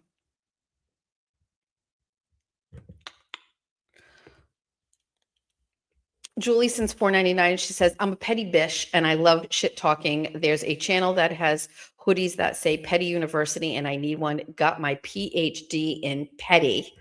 Julie also says, people who don't understand doxing are the same mouth breathers who think their HIPAA rights were violated. Mouth breathers. Laura sends £4.99 and says, oh my God, that's the 5th time she's posted that one voice note proving nothing except that you replied to something she sent first. I will have to go back and listen to it. I'm hoping I was nice to her in it at a minimum. We will pay for you to read the do not read out loud text. Okay. I can't say it's who it's from. I know that's probably cruel, right? To not is to say I got something and then not tell you. Hold on.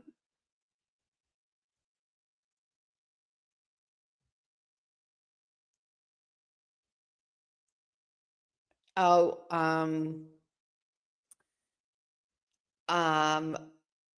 Misty in the chat, they're saying that Aiden went to the police because he was documenting that it sounded like as if he was recorded again by Meredith. And so he was just going to go add that to, she talks about that board all the time. I'm still worried about the vape thing. It's not that bad. Essentially what happened was one of the girls in the car left a vape, obviously fell out of their coat or their bag. And Georgia was so mortified because she was worried like that. I thought like that she vaped, and she does not. I've talked about that at one point. Hold on one second. Look at these beautiful Parmesan dishes. I'm obsessed. Thank you. What does it say? I'll give you the message. Basically, it says, wait, she's texting me now. Let's see if she allows me to say it. I won't say who it is. Obviously not. Hold on.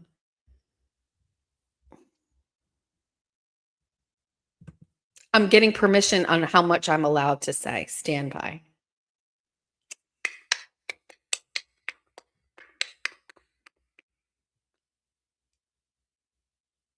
Hold on. Just a little tidbit. Basically, this person is telling me that they know who Ray is.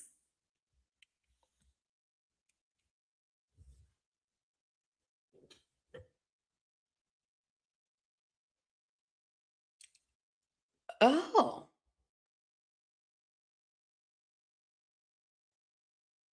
Huh.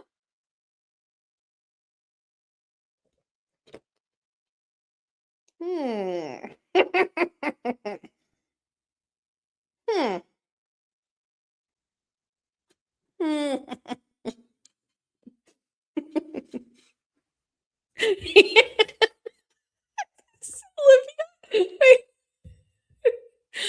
we would like to know who it is. I can't. Wait, you guys are going so fast. It's like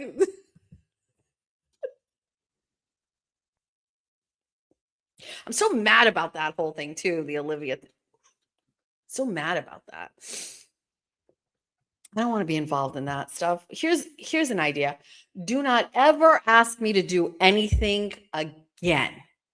It's not scandalous. It's just it looks like somebody is figured out that this is a real person. I don't really know. I'm not sure. Is this a real person? Still, verdict is still out. That's my take on it. Is I can't tell.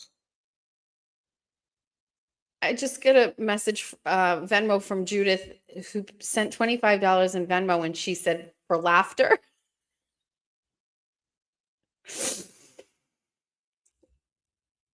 It's Will's friend. Yeah, that's what I heard. That's why I sent that text to Will. I was just like, is this your friend, bitch? Because if this is your friend, then we're not going to be friends anymore. Not like I'm really friends with Will anyway. Will had it out for me because I said that he heard the audio.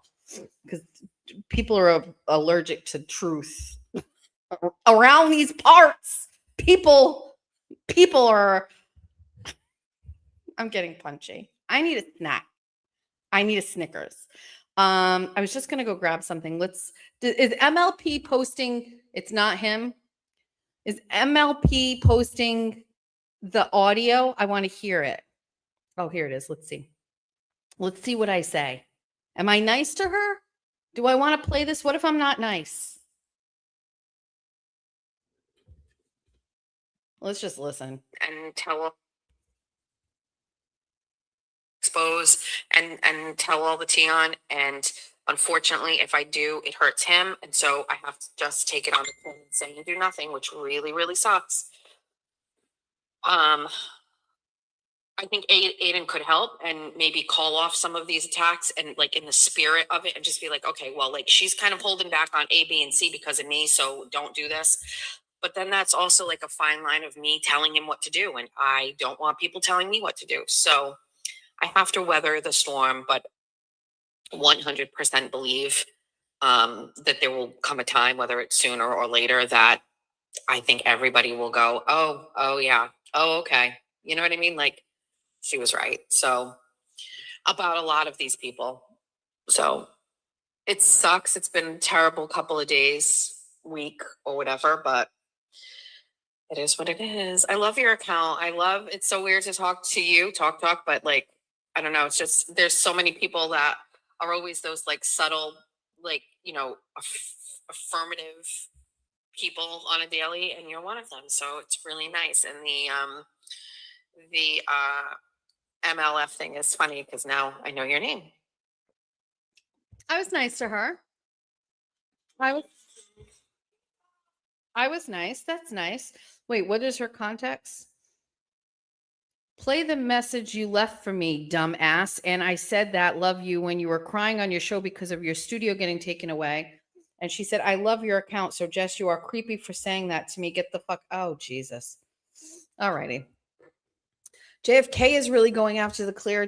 Like, so are all of the channel wars going on? Are they ending? Is this still going to keep going on in 2026? What's happening?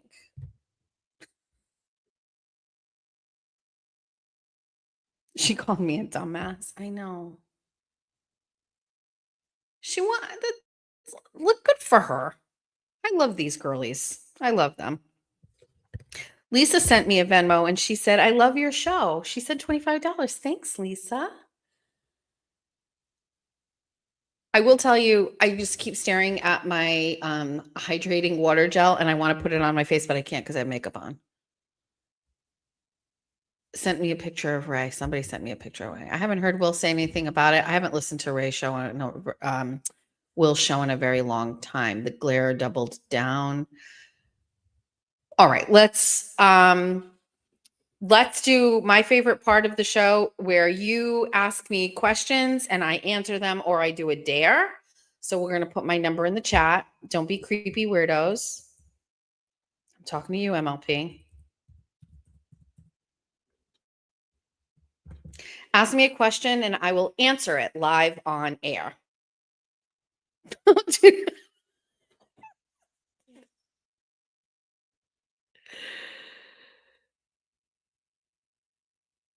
You are not in the ML creep category, my friend. It's very, I found out who it was that bought my coffee that day. You're not. All right, let's get some questions out of the way. I will not respond to this one.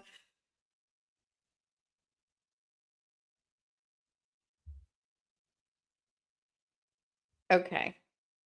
I didn't do a show and tell tonight. I didn't. I'm sorry. I knew I was going to play the audios.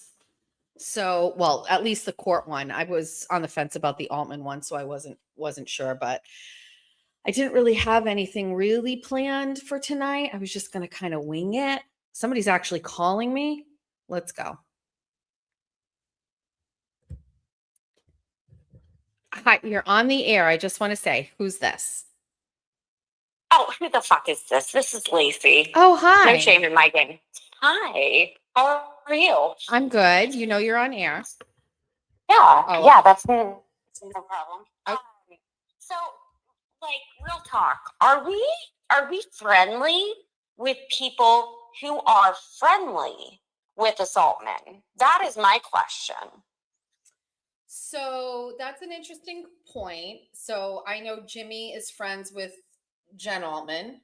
I am friends with Jimmy. I chat with him. I talk on the phone. We've never hung out in real life. I wouldn't cut off ties with Jimmy. I don't know why. I don't know. That's a good question. Maybe I'm being a hypocrite there.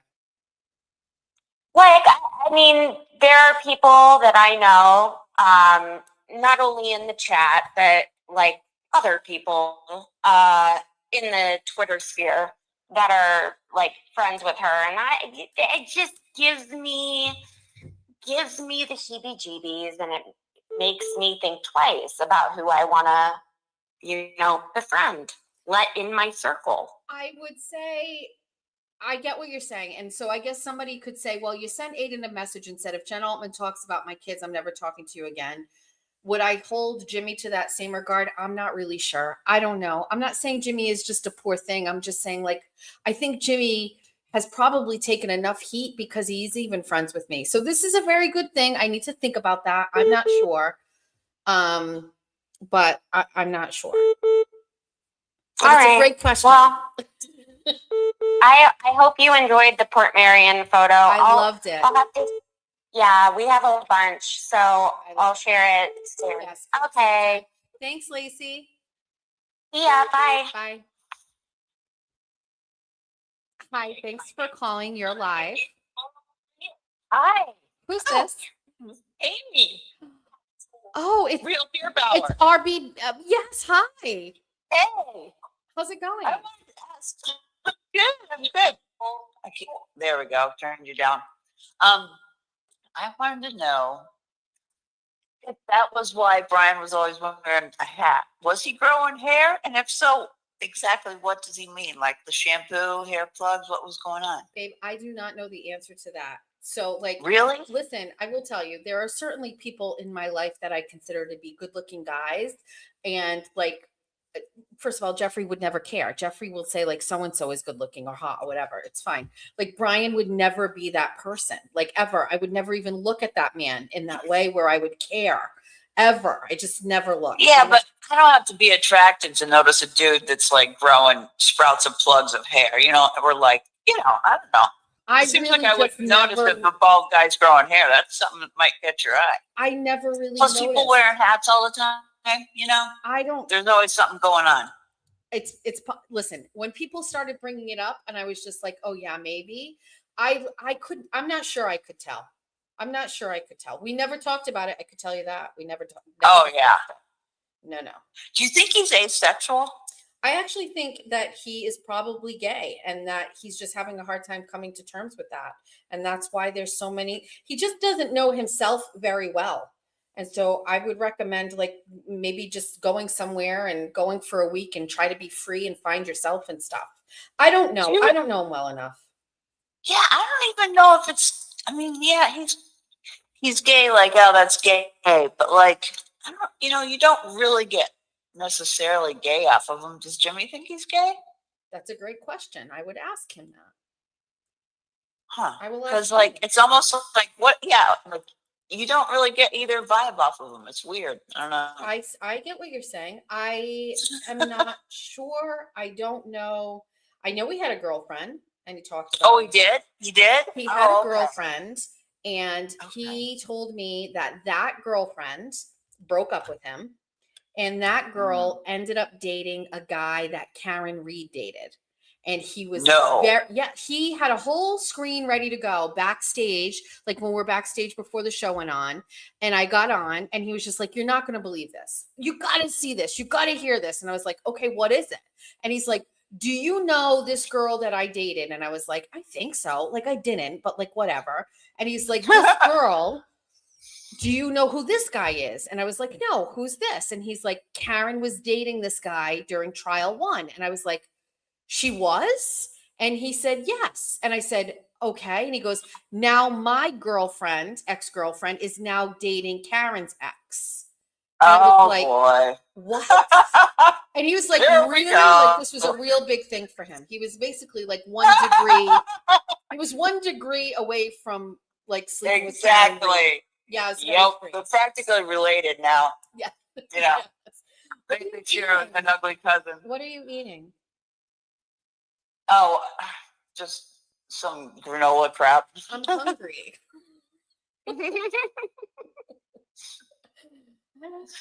All right. Well, I did not have answers to any of those questions that you asked. Well, still, it wound up being good. So thank you. Thanks. Are you still getting shadow banned in chats? I know that was an issue for you. No, Oh. no. All right. But you know what though? The one I didn't know how to get my phone account onto my laptop, but I figured it out. Whenever I was doing it before, I just had a non-member account. Oh. And yeah, I kept getting blocked. It was like, hey, what the hell? And I could do the very same thing on here on normal, you know, RBB. Yeah. And not get blocked. It was like, what is going on? Yeah. Anyways, Thanks, Dusty. All It was right. nice chatting with you. too. All right. Talk to you later. Bye. All the bunnies say goodbye to oh, I see the name. Let's answer some of these texts. Okay. Question is pineapple on pizza? Yes. I'll eat pizza with just pineapple. I will eat pizza with ham and pineapple. The person who sent me this question, can I just show you what they had made? They had a bunny star snow globe.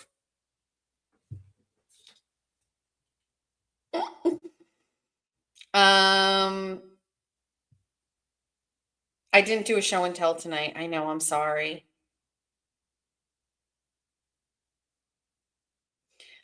This question is, it seems like Erica Walsh is a good person.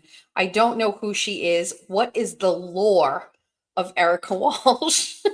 I don't know the lore of Erica Walsh other than that she is like one of the original like Turtle Rider supporters, and she is like just absolute no bullshit, and always very nice and kind to me. Up high on the Horizon social chart, just so you know, she was way up there, just because she is a real one. I don't know. There's just some people that you just like get that vibe with. You know what I mean? And she was one of those. I don't have any lore on her at all. Somebody just texted me and said, I dare you to tell us who Ray from Dallas is. Truth, who is RFD? I'll take the dare. I can't do it. I don't know who it is. We have some more work to do, basically, is all I need to know. That's all we have going on with that. Okay. Erica is the real one. Never met her, but I bet my life on it. Yes, 100%. She's just so awesome and normal. I also want to mention that Carly paid me $10 earlier today in Venmo, and she said we'll be on the replay crew for tomorrow, but I hope tonight is super fun. Thank you. Erica is the biggest turtle rider for real, for real. Yes, she's great. Hold on, I have other messages.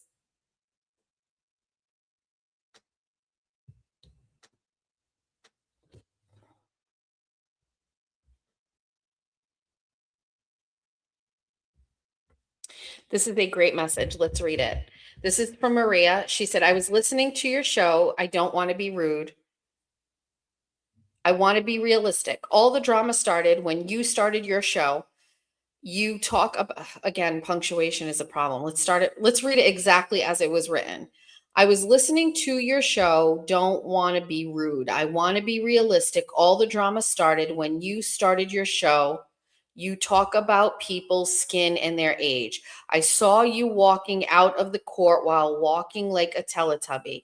You must have a magical mirror at your house. The way you talk about people's looks, disgusting. I'm bringing up TT's work. You're setting up a lot of problems with that poor girl. She is a sweetheart. Watch what happens. Not by me. Honest. I just can't believe you put that out there for content. Okay, so let's look at this weirdo. Let's go to their profile. All right, Maria.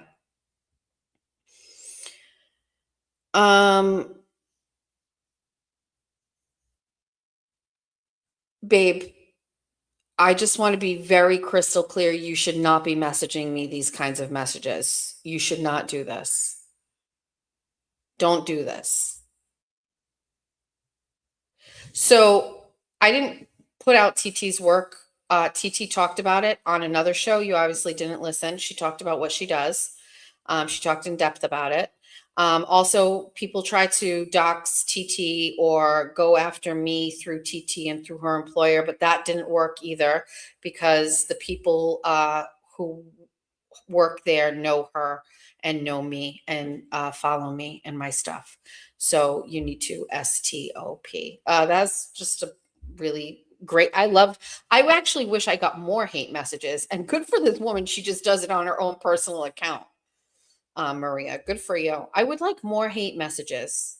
Those are good.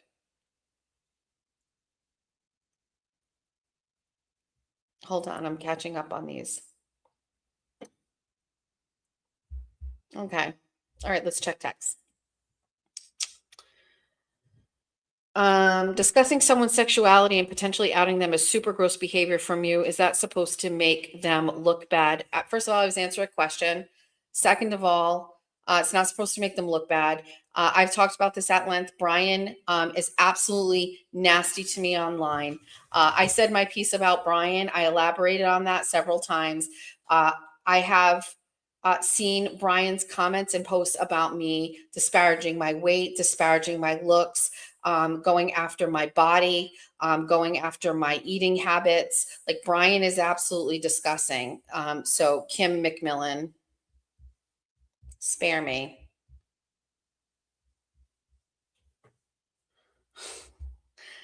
She's still typing. I see is that the Maria from Twitter last night? Can you send me a picture of it? I think it is actually. It might be. I feel like I saw that person's. Somebody said, I'm not, dare you to show the picture above from me. I cannot show this photo. The besties don't like being left out.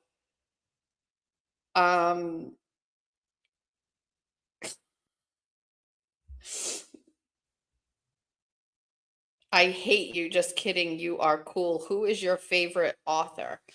I would probably say my favorite I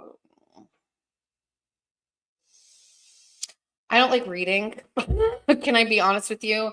I've tried to read. I don't like reading much at all. Even like, like those fun like books or whatever, like, like the easy reads, like about like I don't like reading. And I know like some people will view that as like a lack of intelligence or whatever. I'm just going to be honest with you. Like there's very few things that captivate me to the point where I would like to actually read a book. The only author that I have ever read everything they've ever written is F. Scott Fitzgerald. And he just wrote like a collection of short stories as well. Like those are memorable stories for me, like A Diamond as Big as the Ritz. I think that's the name of it. I love that. But I'm not a big reader. I don't know. I guess that stems from your political background as the person. Yeah. So let me just leave this lady a message. Hi, Kim. Yeah, so I guess just like I want to let you know that being a Republican or a conservative doesn't mean that I'm a bigot or a racist or anything like that. And it's actually usually the opposite. It's the liberals that are usually like full of hate and not like, like encompassing all people. And so you clearly know my political background. I'm looking at this picture here with you. Like it's you're a white woman and this is with a black man. And so like, you're going to try to say I'm racist, but I'm not. And so I think like, it's sad that this is your life, that it's 10:28 on a Friday night after Christmas and you feel compelled to text me and say mean things to me. I love that for you though. And I would continue to do it if I were you. Yeah, so I guess just perfect. Let's send that. Stop being lame. Fight me on something good. Don't come at me with like soft things. Give me hard. The lore about Erica Walsh is that she got arrested on air in front of the courthouse in the buffer zone for wearing a microdot sweatshirt they made her take off. Then t-shirt next. It's on video and she is a fucking hero. That is correct. That is accurate. I didn't realize like people were looking for like all of that, but yes, that did happen. Oh, this woman. Let's just call her. If you're going to call me and you're going to say, let's just call you, we're going to call you on the air. Stand by.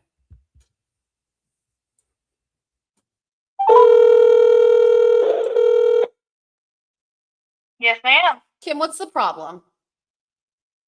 No, I really don't have a problem with you. I actually love your content and watch all the You're time. on the air. My Do you know problem that? is, I just got to say that guys- first. You're on the air. Do I you did okay not- with that? No, I did not know I was on the air, but I'm fine with that. Okay, go ahead. My thing is, I legit love your shit. I watch it all the time. I actually love a lot of your stuff. I don't necessarily align with your political views, but like the way you guys were just talking about someone being gay, you're coming back at him because he was nasty about your weight. So like being gay is the same as like that? Like, why is someone's sexuality a negative? Is what I mean. Well, That's my point. The Like, point why is was, that like coming back at him? Like, well, he was nasty to me, so now I'm gonna out him. Like that's that's pretty low. I mean, that's like to me that's really really low. And I'm not gay. I'm a very happily married woman, but I'm aligned with the LGBTQ community, and I just don't understand why that would be like you're like trying to make him look bad for being gay. no. So, and I appreciate Why would that the way be a that negative? Like you're using it as a negative. So I appreciate actually that you answered. And number two, I do think some of your tone was misinterpreted in your text messages. The way I was reading it was coming off very different. And so I'm a little surprised that you're so Well, pleasant. no, I'm legit asking a question. Oh, Like that's where I took it. Yeah. Like you're trying to be negative about someone's sexuality, and that's where I don't align with you So on you that said at that all. you said that you watched a lot of my stuff. Do you remember where I had this I watch conversation? all your stuff. I watch all your stuff, girl. All right. I watch all of it. So do you remember and where I I love had it. a conversation about like Brian not being true to himself, not being open, not being honest about who he is, and being fake? But that's his journey. Yours to share. No, but well, first of all, I'm not sharing anything. I don't know whether or not Brian is gay or not. I have absolutely no idea. But you just did like you just really did totally act like you I mean you did. Okay, you're going to have to hold on a second and not interrupt me. I'm going to be crystal clear. I have absolutely no idea if Brian is gay. I don't know if anything in what I said lent anybody to believe that that is something I know to be true. I have absolutely no idea if he is. He has never discussed that with me. So I think what you're saying here is you think that I didn't out anybody, Kim. I don't know anything about that. My whole issue here was it wasn't negative that he was gay. This lends back to my whole theory about Brian is not being an authentic person. He's not authentic. He cannot be authentic. What does that have to do with his sexuality? Because somebody can be inauthentic and be gay or heterosexual. What does it matter? And why is that your go-to? Well, it wasn't my go-to. Somebody mentioned it. Somebody asked me that. It was in either a comment or in here. And why is that pertinent to the information? I mean, well, do you want to find out? Do you want to find out who it was that asked that question? The chat asked it, not me. I responded to the chat. But I mean that's kind of a low-hanging fruit to like go after that. It's something you don't even know about. Well, first of all, I so never to, like, put that out there is low-hanging fruit. Just like talking about someone's weight is low-hanging fruit for him, and he's a shithead. He's a dick for doing that. First of all, there's absolutely nothing. To make him look like a bad person because he's gay. First of all, that is not the case. It is not about him being gay being a bad thing. And I cannot allow you to say something that's not true. It is about him not being authentic to himself, which is something I have talked about many times on this show. He doesn't know who he really is, in my opinion. And so that is what we were talking about here. I didn't bring it up. The chat brought it up. I responded to that. I don't know whether he's gay or not. I never said he was. I didn't out him. And I never said being gay was a negative. You did imply it. You legit implied it. Yes. You really did. I didn't imply anything. I was talking about it from the chat. And second of all, you have listened to me, so you do know that I've talked about this in the past. People, not I've me. Never heard you talk about him being gay. I have talked about him not being honest or authentic with himself. But I don't relate that automatically to someone being gay. The chat did, not me. I didn't think that we were playing. Babe, the chat brought it up, not me. I'm allowed to interact with the chat. Online. Listen. I mean, that's fine, but I'm gonna have my opinion too. And I think that's a low-hanging fruit, just like him talking about your weight, and which is bullshit because you're not a big person. You know what I mean? Like that, all that's just bullshit. He's a shitty person, but talking about that, you're just like going even lower than him to me, you know? Well, actually, that's not lower. Let me ask you a question. Let me ask a question. Why is me, even if I did say that he was gay or I thought he was gay, why is that lower hanging than him fat shaming me? Because he hasn't, because you talk about yourself like that. And he doesn't. And talking about someone's gay journey, if they are gay, I don't know he is or not. What if it's my fat journey, Kim? Why would that be? Babe, it's 2025. Being fat is negative, right? people in online. Listen, honey, it's 2025. It's 2025 right now. It's actually cooler to be gay today than it ever was. You got a whole month. Exactly. Okay. So why is it a low hanging fruit? But I didn't. That's exactly my whole point. I didn't make it a negative. I didn't take it as seriously. You did. And I think it's actually worse to fat shame a woman than it is to say that a guy isn't secure in his sexuality. I think it's worse. I don't know. I don't know about that one, but I mean, it's not tit for tat for me, but I mean, I guess it is. I guess I'm just wondering why you think that it's, I guess. Talking about someone's sexuality, which is a very private thing, is way different than their actual physical appearance. You know what, Kim? You know what, Kim? It's not. Hold on a second. It is not. It is not a private thing. Are you fucking kidding me? I walk into Target during June and I walk into Target. You're muted now because you keep going over me. I walk into Target and I walk into Target and I have to see gay pride flags when I'm shopping. What is so private about sexuality? It's everywhere. There's nothing private about it anymore. Babe, there's a whole goddamn fucking month dedicated to gay pride. Okay, it's not private anymore. There's nothing private about it. The LGBT community, the gay pride community has made it actually our business. They have turned it into our public business. Like, what are you talking about? You think it's your business for you to know what someone does in their business. That is the culture that I live in. Let me ask you this is going to be very difficult for you to understand. This is going to be difficult for you to understand. No.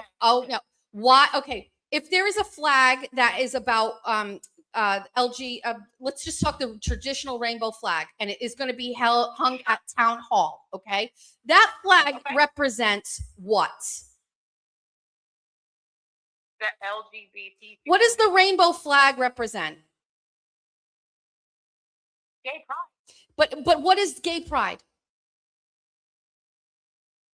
People that are willing to speak about their own journeys, being prideful. But if someone No. It should be the one to do it. Is the rainbow flag not symbolic of same-sex partnerships? Not necessarily. Not anymore. No.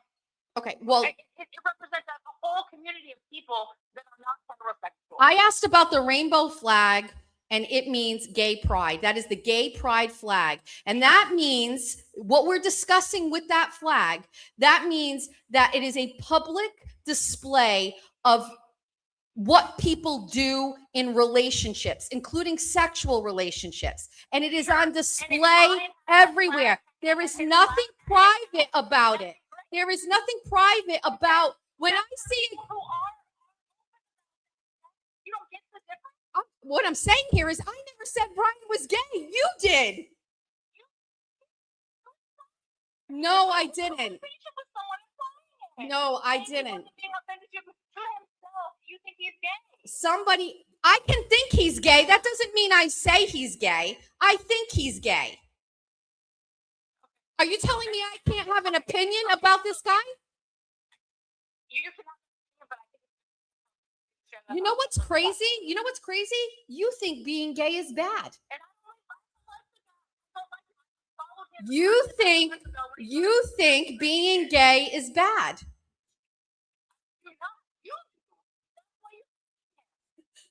I'm not outing anybody. You actually think being me, babe, if there's nothing wrong with being gay, why are you upset about it? Because he's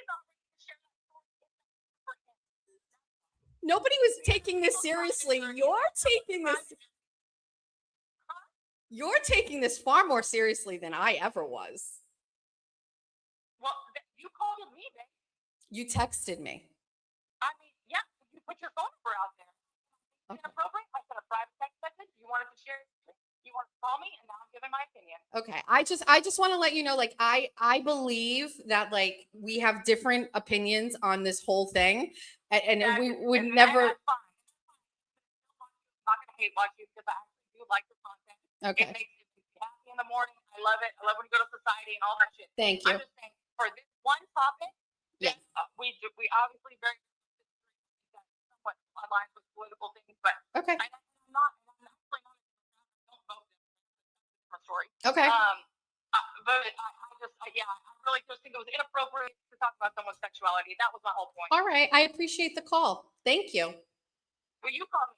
Well, I appreciate you reaching out and texting me, and I appreciate that we can have a conversation and get a little heated. I'm And down. and Anytime. yeah, thanks, Anytime. babe. Okay. Bye. All right, bye.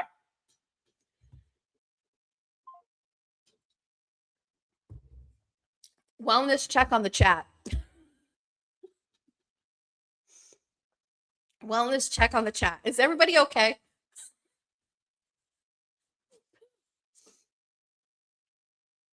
Is everybody okay?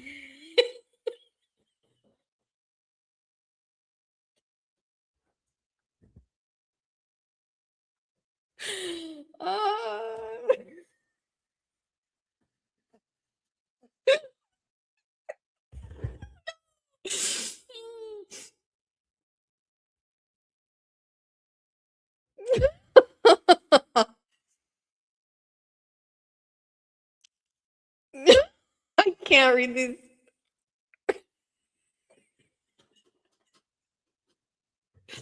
Somebody's like, that must be LTL's sister. First of all, I don't know. I would have to go back and listen. I don't think I was saying he was gay. I wasn't taking it seriously. What does this say? Tara says, people who let you talk or finish your point are so annoying. I think you mean don't. That was a tough conversation to navigate through. How did I do?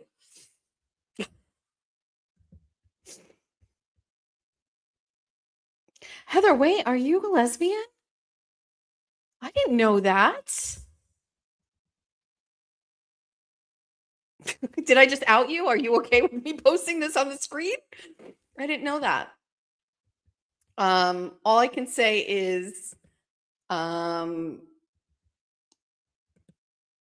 meow, meow, meow, meow, meow, meow. Somebody's telling me to call Jimmy. I can't call Jimmy. It's what time is it? It's 11:15.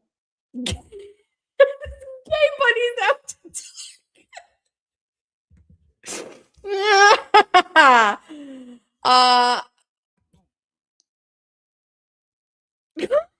Kim is upset. She's saying, wow, they hate me. Be nice to Kim, because there's nothing I appreciate more than, remember I was just saying I want to fight people? She gave me exactly what I wanted. I wanted to fight somebody. I love a good, so if you, I don't know, this is just a lady. Her name is Kim. She's in the chat. She's reading the chat. Be nice to her. Just say we appreciate her. Don't be mean.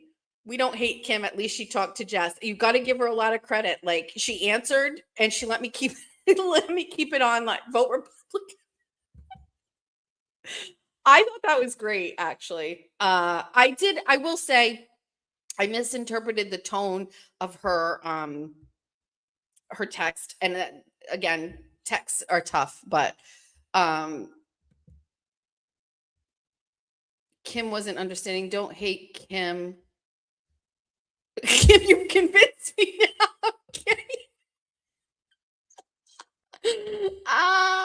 Hold on. Gays vote Republican. Nobody hates Kim. She's just a wee bit cray. I don't think she was crazy. That was a good argument. What is this? I'm trying to read these. These are so funny. It's just a disagreement over what happened and what it meant. Happens all the time. Oh, there's Kim. Thanks, MJ. Most apparently hate me. Nobody hates you, Kim. Everybody say something nice to Kim. She does sound like a strong woman. You need to learn. She was struggling. She was saying a lot of stuff, like, and I couldn't get a word in edgewise. This is, though, actually exactly how things used to go on my radio show. I would let the haters call in. It's good content. It's good conversation. I get to flex my muscles a little bit in conversations. Somebody just texted me and said, I wish I was gay, but the pussy ain't for me. Stop. Somebody is asking me to text Jimmy to clear this up. They said, we know Kim was trying. She did great. That's good. If anybody else wants to hate, anybody else say anything mean, I would argue with them now. Now she's got me all riled up. Now I want to argue.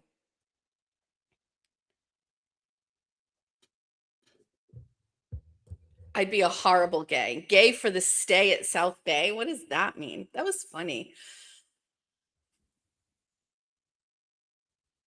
I don't know that if Brian is gay. I feel like we are probably talking about his sexuality too much at this point. Let me just text Jimmy and ask him a question. Just stand by. Oh, Quincy's outside the door. I can hear him.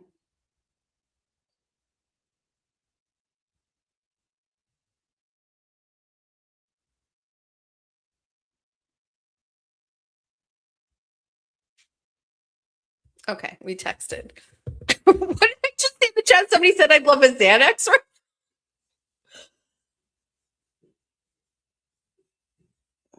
Jack, Quincy's out there. Quincy's out there.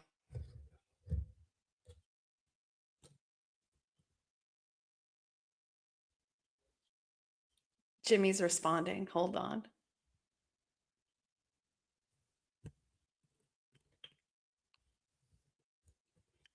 Dramatic and gay bunny.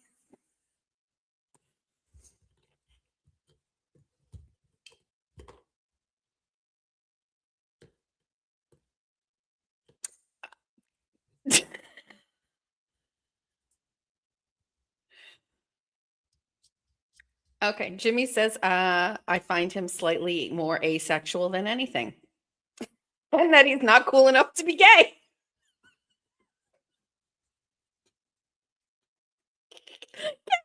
That's right. I also want to chew the cap of this water bottle. Don't hate me. I'm just chewing it. You can't stop me.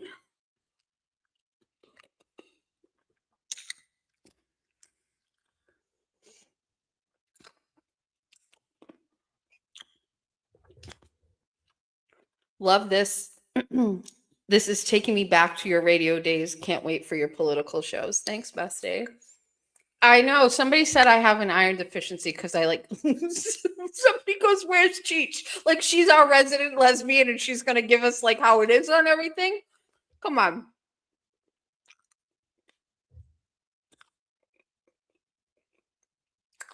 I'm worried Jimmy is already mad you were going to dump him because of Altman. Make it right with our boy. I would never, ever. Now I have to spit this cap out. I know everybody's going to judge me. I shouldn't be chewing this cap. It just felt like something I wanted to chew on. Let's ask the Trump bulb. Listen, do not fucking judge me.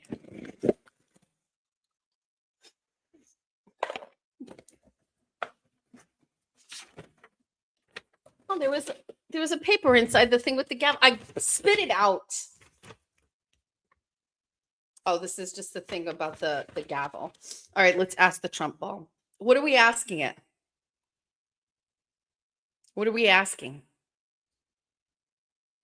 I know it's gross. I'm sorry. I'm so hungry. Jeff was supposed to order me. Jeff was supposed to order me. He was ordering Domino's. Domino's makes like just chicken. It just comes in a box and it has like barbecue sauce on it and bacon and cheese. I just eat the chicken.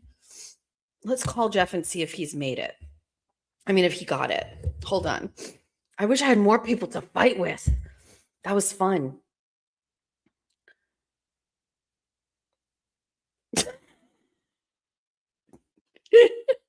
I die. Hold on. I die. Okay. First, can we stop for a minute? Do we have to go quite yet? It's almost 11. Can we call? Kim texted me. She gets a redemption automatically. She texted me and said, "Still love you, but not in the MLP way."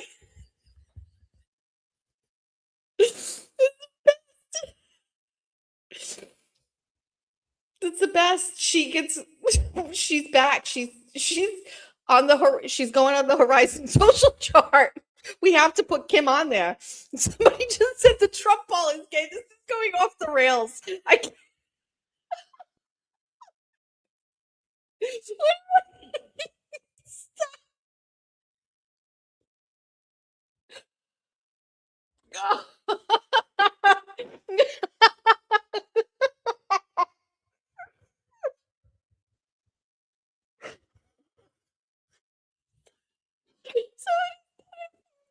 Because he choked on a hunk of plastic. I'm gonna be so pissed off.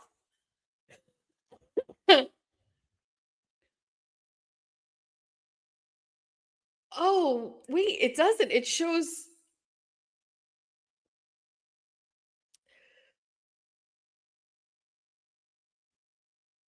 Oh, wait, hold on. It shows.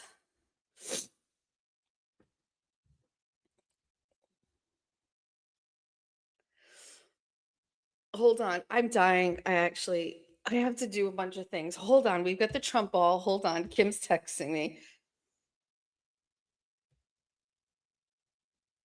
Look up top.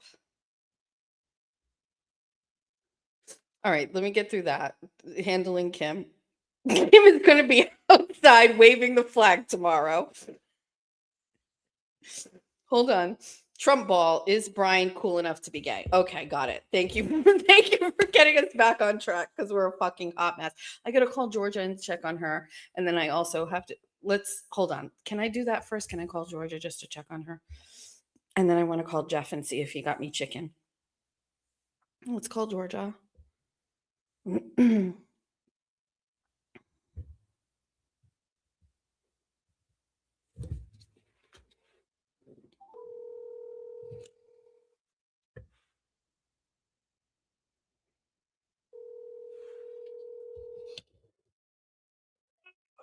Hi. How are you doing? Did you take your Tylenol at 8:30? Okay. I need you to take that right now. You sound worse. Were you sleeping? Were you sleeping? Okay. I'm gonna come to the bottom of the stairs and talk to you. I need you to you need to drink water and you need to take that Tylenol. Hold on. Hold on. Just give me a second. Talk amongst yourselves. Don't talk about anything gay.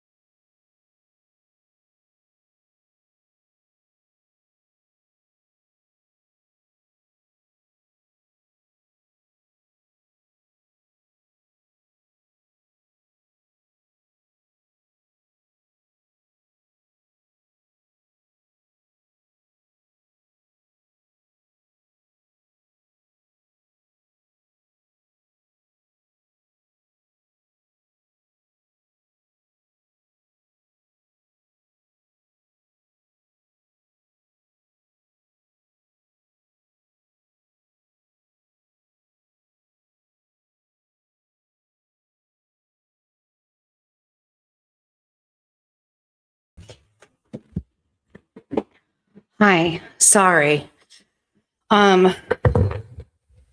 Just Georgia doesn't understand that if she doesn't keep Tylenol in her system, her fever is going to get out of control.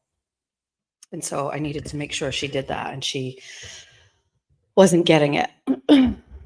Okay. Meow meows. Now let's text Jeffrey. Let's just call him and ask him. I'm not going to go upstairs and check her temp right now because we're doing this, but she hasn't had one since we started her on Tylenol. Jeff's not answering. I think she has the flu. Why is Jeff not answering?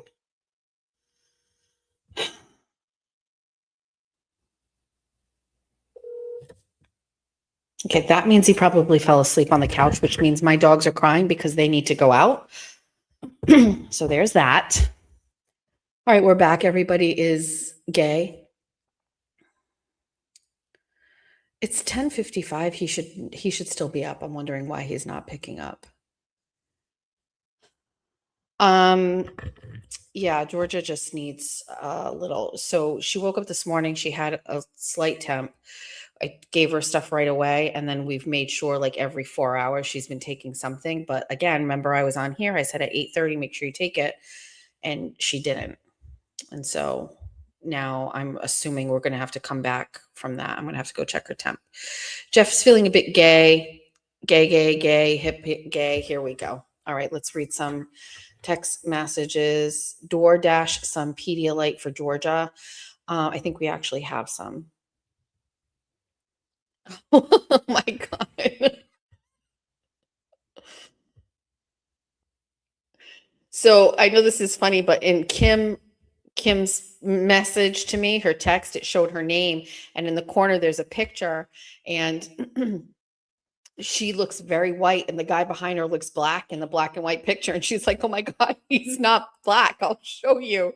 And so she sent pictures. She's pretty. Kim's pretty. Oh, we can't hate on her because she's so pretty. Hold on. Yeah, she's cute. In a not gay way. She's pretty. It was, yeah, because it was pictures in black and white. Okay. All right. It's almost 11 o'clock. Apparently I have to go tomorrow to my friend Kathy said, Jess Machado, I caught a small, hilarious portion of your show tonight. I can't wait to listen to the whole thing tomorrow. All right, let's see. All right, what's anything else going on that I need to know about? Oh, we were supposed to ask the Trump ball question. Is Brian cool enough to be gay? Hi, Trump. Is Brian LTL cool enough to be gay? That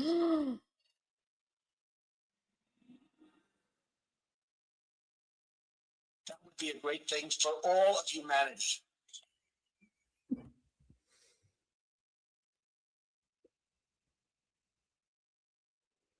I'm paranoid about the sickness. As you recall, this morning on 24 and 24, I said that I officially made it the whole year without getting a fever or being really sick. I feel it happening. Where are we putting Kim on the chart? Kim's going up. I've got to give props to somebody who disagrees, who's willing to get into a tit for tat argument with it. She answered the phone. There's a lot of snow outside. What? Is there?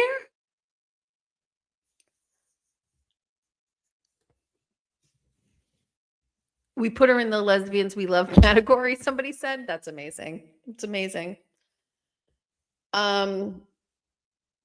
Start taking emergency gummies. I don't want to tell you guys, but ever since Georgia told me she's been sick, I've also been doing things like taking ibuprofen every 4 hours. I took it just before I started the show. I don't want to think about it. I don't like how sick she is.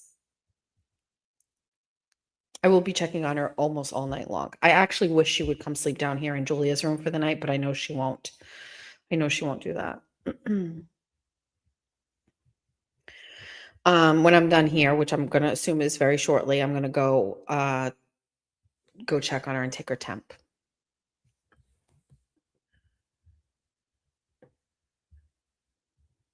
Don't take ibuprofen every 4 hours. Shh. Shh. That's your out for tomorrow, the snow. I don't want to talk about it. I can't do an out. At this point, they might not want me to go because I'm going to be so stressed out. I will say if George is really sick, like really sick, I can't go. I'm not going to Boston to spend the day. Like I'm not going to have my mother check on her. It's not going to be up for Jack. It would have to be me.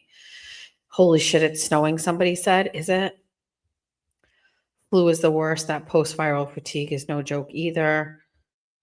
I was talking about for me, not for Georgia. I was doing every 4 because I noticed like as soon as the 4-hour mark hit, her temp was starting to crawl up a bit again. Tomorrow, my daughter and her fiance bought us tickets to the UConn Army game at Fenway. And as much as I don't want to say I'm not appreciative of the gift, I just can't think of something I want to do less than travel to Boston in 20-degree weather with snow and be outside with a bunch of people drinking. I am old. I do not want to do it. I want to go and have fun and enjoy it. But if it were maybe October, I would be in. I just do not know. And also, like, I have a little bit of Christmas fatigue. It's like only 2 days removed from Christmas. I'm not sure I want to do this. But I will tell you, if George is sick, that's the end of it. Oh my God, Lauren just sent me a picture of how much snow is outside. I can't believe it. I've been in this room. I don't know what's going on. Oh my God, I can't believe. Is it snowman time? Tell Jack to take my ticket. I can't let Jack go up there.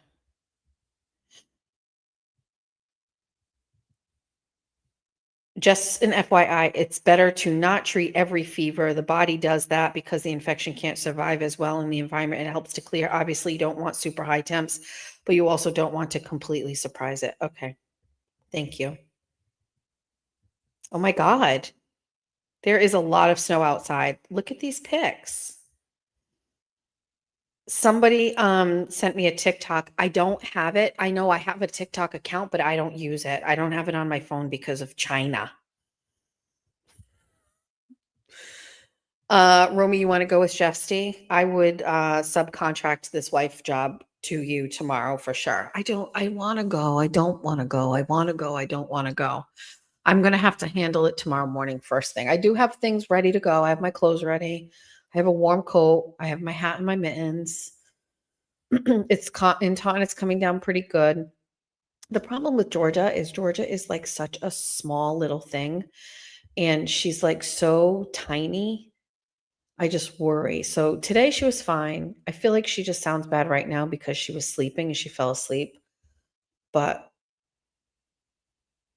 I need to go get the thermometer and I need to take her temp. What else do we have? Anything else before we end this? Because it's already been 4 hours. Oh my God, there is so much snow outside. Get the fuck out of here. Is this real? Lauren's like a mile away from me. 2 miles. 2 miles. I can't believe there's this much snow. Oh. Wow.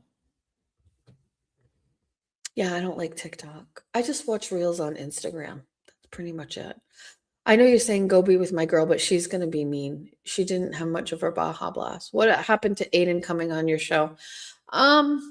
He will eventually. Well, because to be very honest with you, Aiden wanted to come on the show so he could win back over the besties who are mad at him for like doing all of the things I was mad at. And I'm not doing that. You can come on the show for an interview or a talk, but if my besties are mad at you because you're not acting like you're out on bail and you could go to jail for 90 days, then that's how they feel, because that's how I felt. I do want to say, after I did that and made a big spiel about it, other people obviously said the same thing, and now he is drama-free for how many days? So I'm on board with that. I like that. Lots of snow. Just drove home from work in it. Yeah, I just don't like it. I don't want people telling me what to do. You know how it is. I talked to him today. I did not know it was his birthday. That's terrible. Yikes. Sorries. I didn't know it was his birthday. He's in a drama-free situation right now. Yeah, he's doing really great. He is not he's not drama-free. What am I missing? Tell me what to do and I'll do the exact opposite. Yeah. I'm not calling him. He'll dominate the conversation. I just went through that with Kim. I'm not doing that. I didn't know that he was sick. I talked to him today. Now that I'm thinking about it, maybe he did sound a little, I don't know.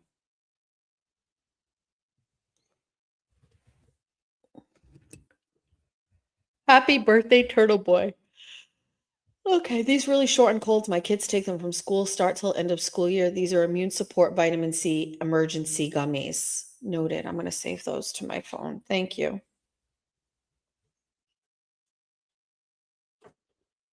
Oh, Jack's going to bed. Everybody's going to bed. I did say I felt like arguing with somebody. It was great. I loved it. It was good. Hey, girl, if you think Georgia has the flu, call her PCP for Tamiflu if symptoms started within 48 hours. It really helps to shorten the course. Also, you can alternate. How do I know, though, if she has the flu? Like, how do I know? Thank you. Messages are off the rails, and I'm here for it. It's been crazy. Dramatic gay chat. All right. I've just yawned twice. I feel like I am not at the same energy level as everybody. Aches and fever. She definitely has the ache. She definitely has the fever. Oh, Jeff is up. I just heard him open the door. I can hear the bell. Flu test at CVS. Oh, I think yeah, everybody has the flu. She's achy. Yes. Are you going to have 24 and 24 tomorrow? I usually don't do it on Saturdays. I can tell you if Georgia is sick, I don't think I can go. Thank you. Oh my God, since Monday with the flu. Maybe he got the dominoes. I don't know. We're gonna find out. I'm gonna go. I'm actually distracted because I want to go check on Georgia, and I feel like it's gonna take more than me just going and checking on her like that. I gotta go check her temp. I've got to go refill her beverages. I've got a heating pad somewhere in this house, and I just don't know where it fucking went. So if she's cold, I want to go and get that and put it on her. But if not, then I have that crustacean that someone gave me, one of the besties. We can put it in the microwave and get it warm for her. I want to go test the temperature of her room because I shut the heat off because it was too hot in here. So what if it's too cold upstairs for her? So I have to go check and do all of those things. I just want to say, and I'm hungry. Yeah, I am hungry. I heard the flu is horrendous this year. I'm very scared about it. And again, like Georgia, I wish she would just come sleep down here in this room. She's going to be upstairs. That's it. All right, besties. No heat with the fever. That's what I said. She had the shivers before, so I turned it on, but nobody was upstairs. But when I came up to do the show, this room was like a hot box, and I was like, this is going to be a nightmare when I go to bed. So we've got to shut it off. Coughing in his room. I haven't heard her cough. I got to go check on her. So I got to go assess the situation. All right, besties. Ben, thank you for being here. I know she wants her bed. It'd be easier for me if she was down here, but anyway, I will update you also. Sorry, we have no show tomorrow. If for some reason I don't go, maybe I'll do something impromptu, but if I'm home, it's because George is sick.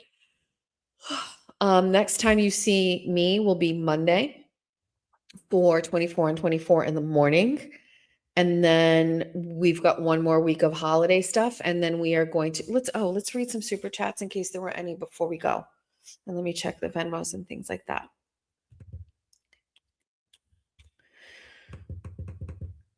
Renee became a member.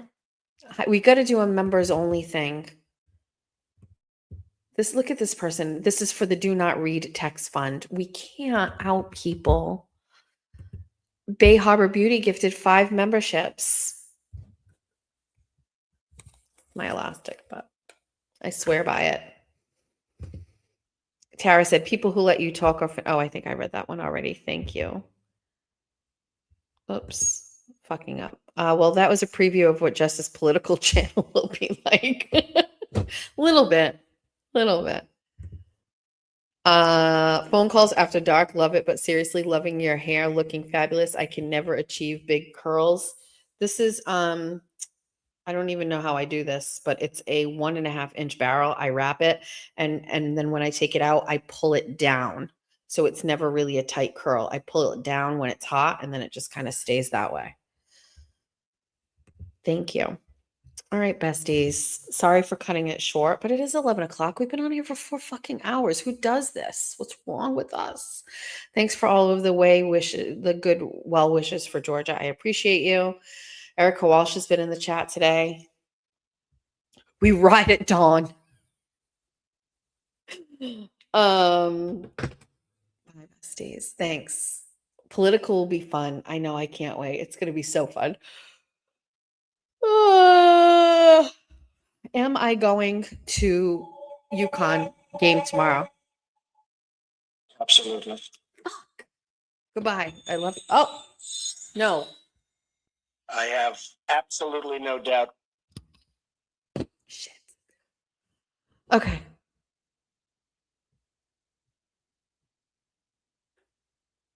I just want to read the chat forever. Scandal. I will put Scandal on tonight. I got to start episode 1. Can you imagine this is how it's going to go? I now have a TV in my room. I'm going to put Scandal on and then I'm going to fall asleep 15 minutes in it. And every single solitary night, I'm going to just keep starting episode 1 over and over again. And I am never going to watch Scandal. That's how that's going to go. Okay, the dogs are in. I'm going to go check on my food. I'm going to go check on Georgia. I'm going to go check on the snow. You know, I love Olivia Pope. Olivia Pope and that guy, the guy that plays the president in that show, are two people. Like I've seen a bunch of clips about this on YouTube for whatever reason. I probably tried to like look it up and now it shows up. It's shown up for a while, but those are two people that I refuse to believe aren't really like that in real life. Like, and I know the show fits. Okay, right. So like to me, this is how I feel. I don't know when Scandal was on. I don't know how long it was on. Somebody said 6 or 7 seasons, and I don't know how long it's been off. I don't know what either one of those two people do in real life. I'm just going to tell you that to me, they are just living in a space and time where that sexual tension is there, and it's just never going to change. They are a couple in real life. They are like that in real life, and I refuse to believe that they aren't anything like that, and that's it. That's it. Hold on. Text message before I go. Great show. I swear by Liquid IV for hydration. I know what Liquid IV is because every time Julia drank in college, she would have it door dashed. It's been a tough month in my house with all the stuff going around. I hope you don't get it, but it's running rampant. Okay, let's go. Good night. Bye. Good night. Love you all. Thank you for a great show. And special thanks to Kim for making it so fun and entertaining. I'll see you guys soon. Bye.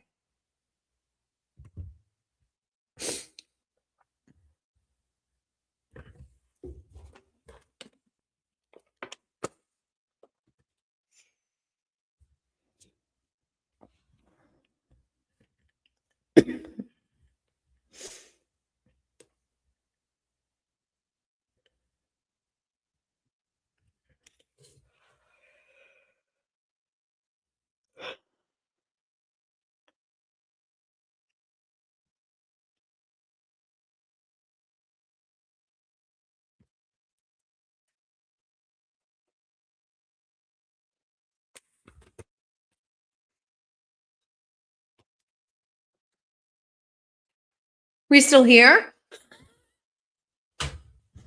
How did I not hit that? Hi.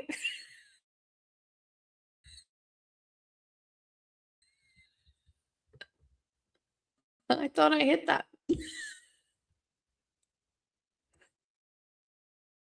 Okay, now we're gonna leave. Sorry. I didn't say anything. Did I? No. Hold on. Oh, everybody's sending me messages. We're still here. Your camera's still on. You're live. We're live. Thank you.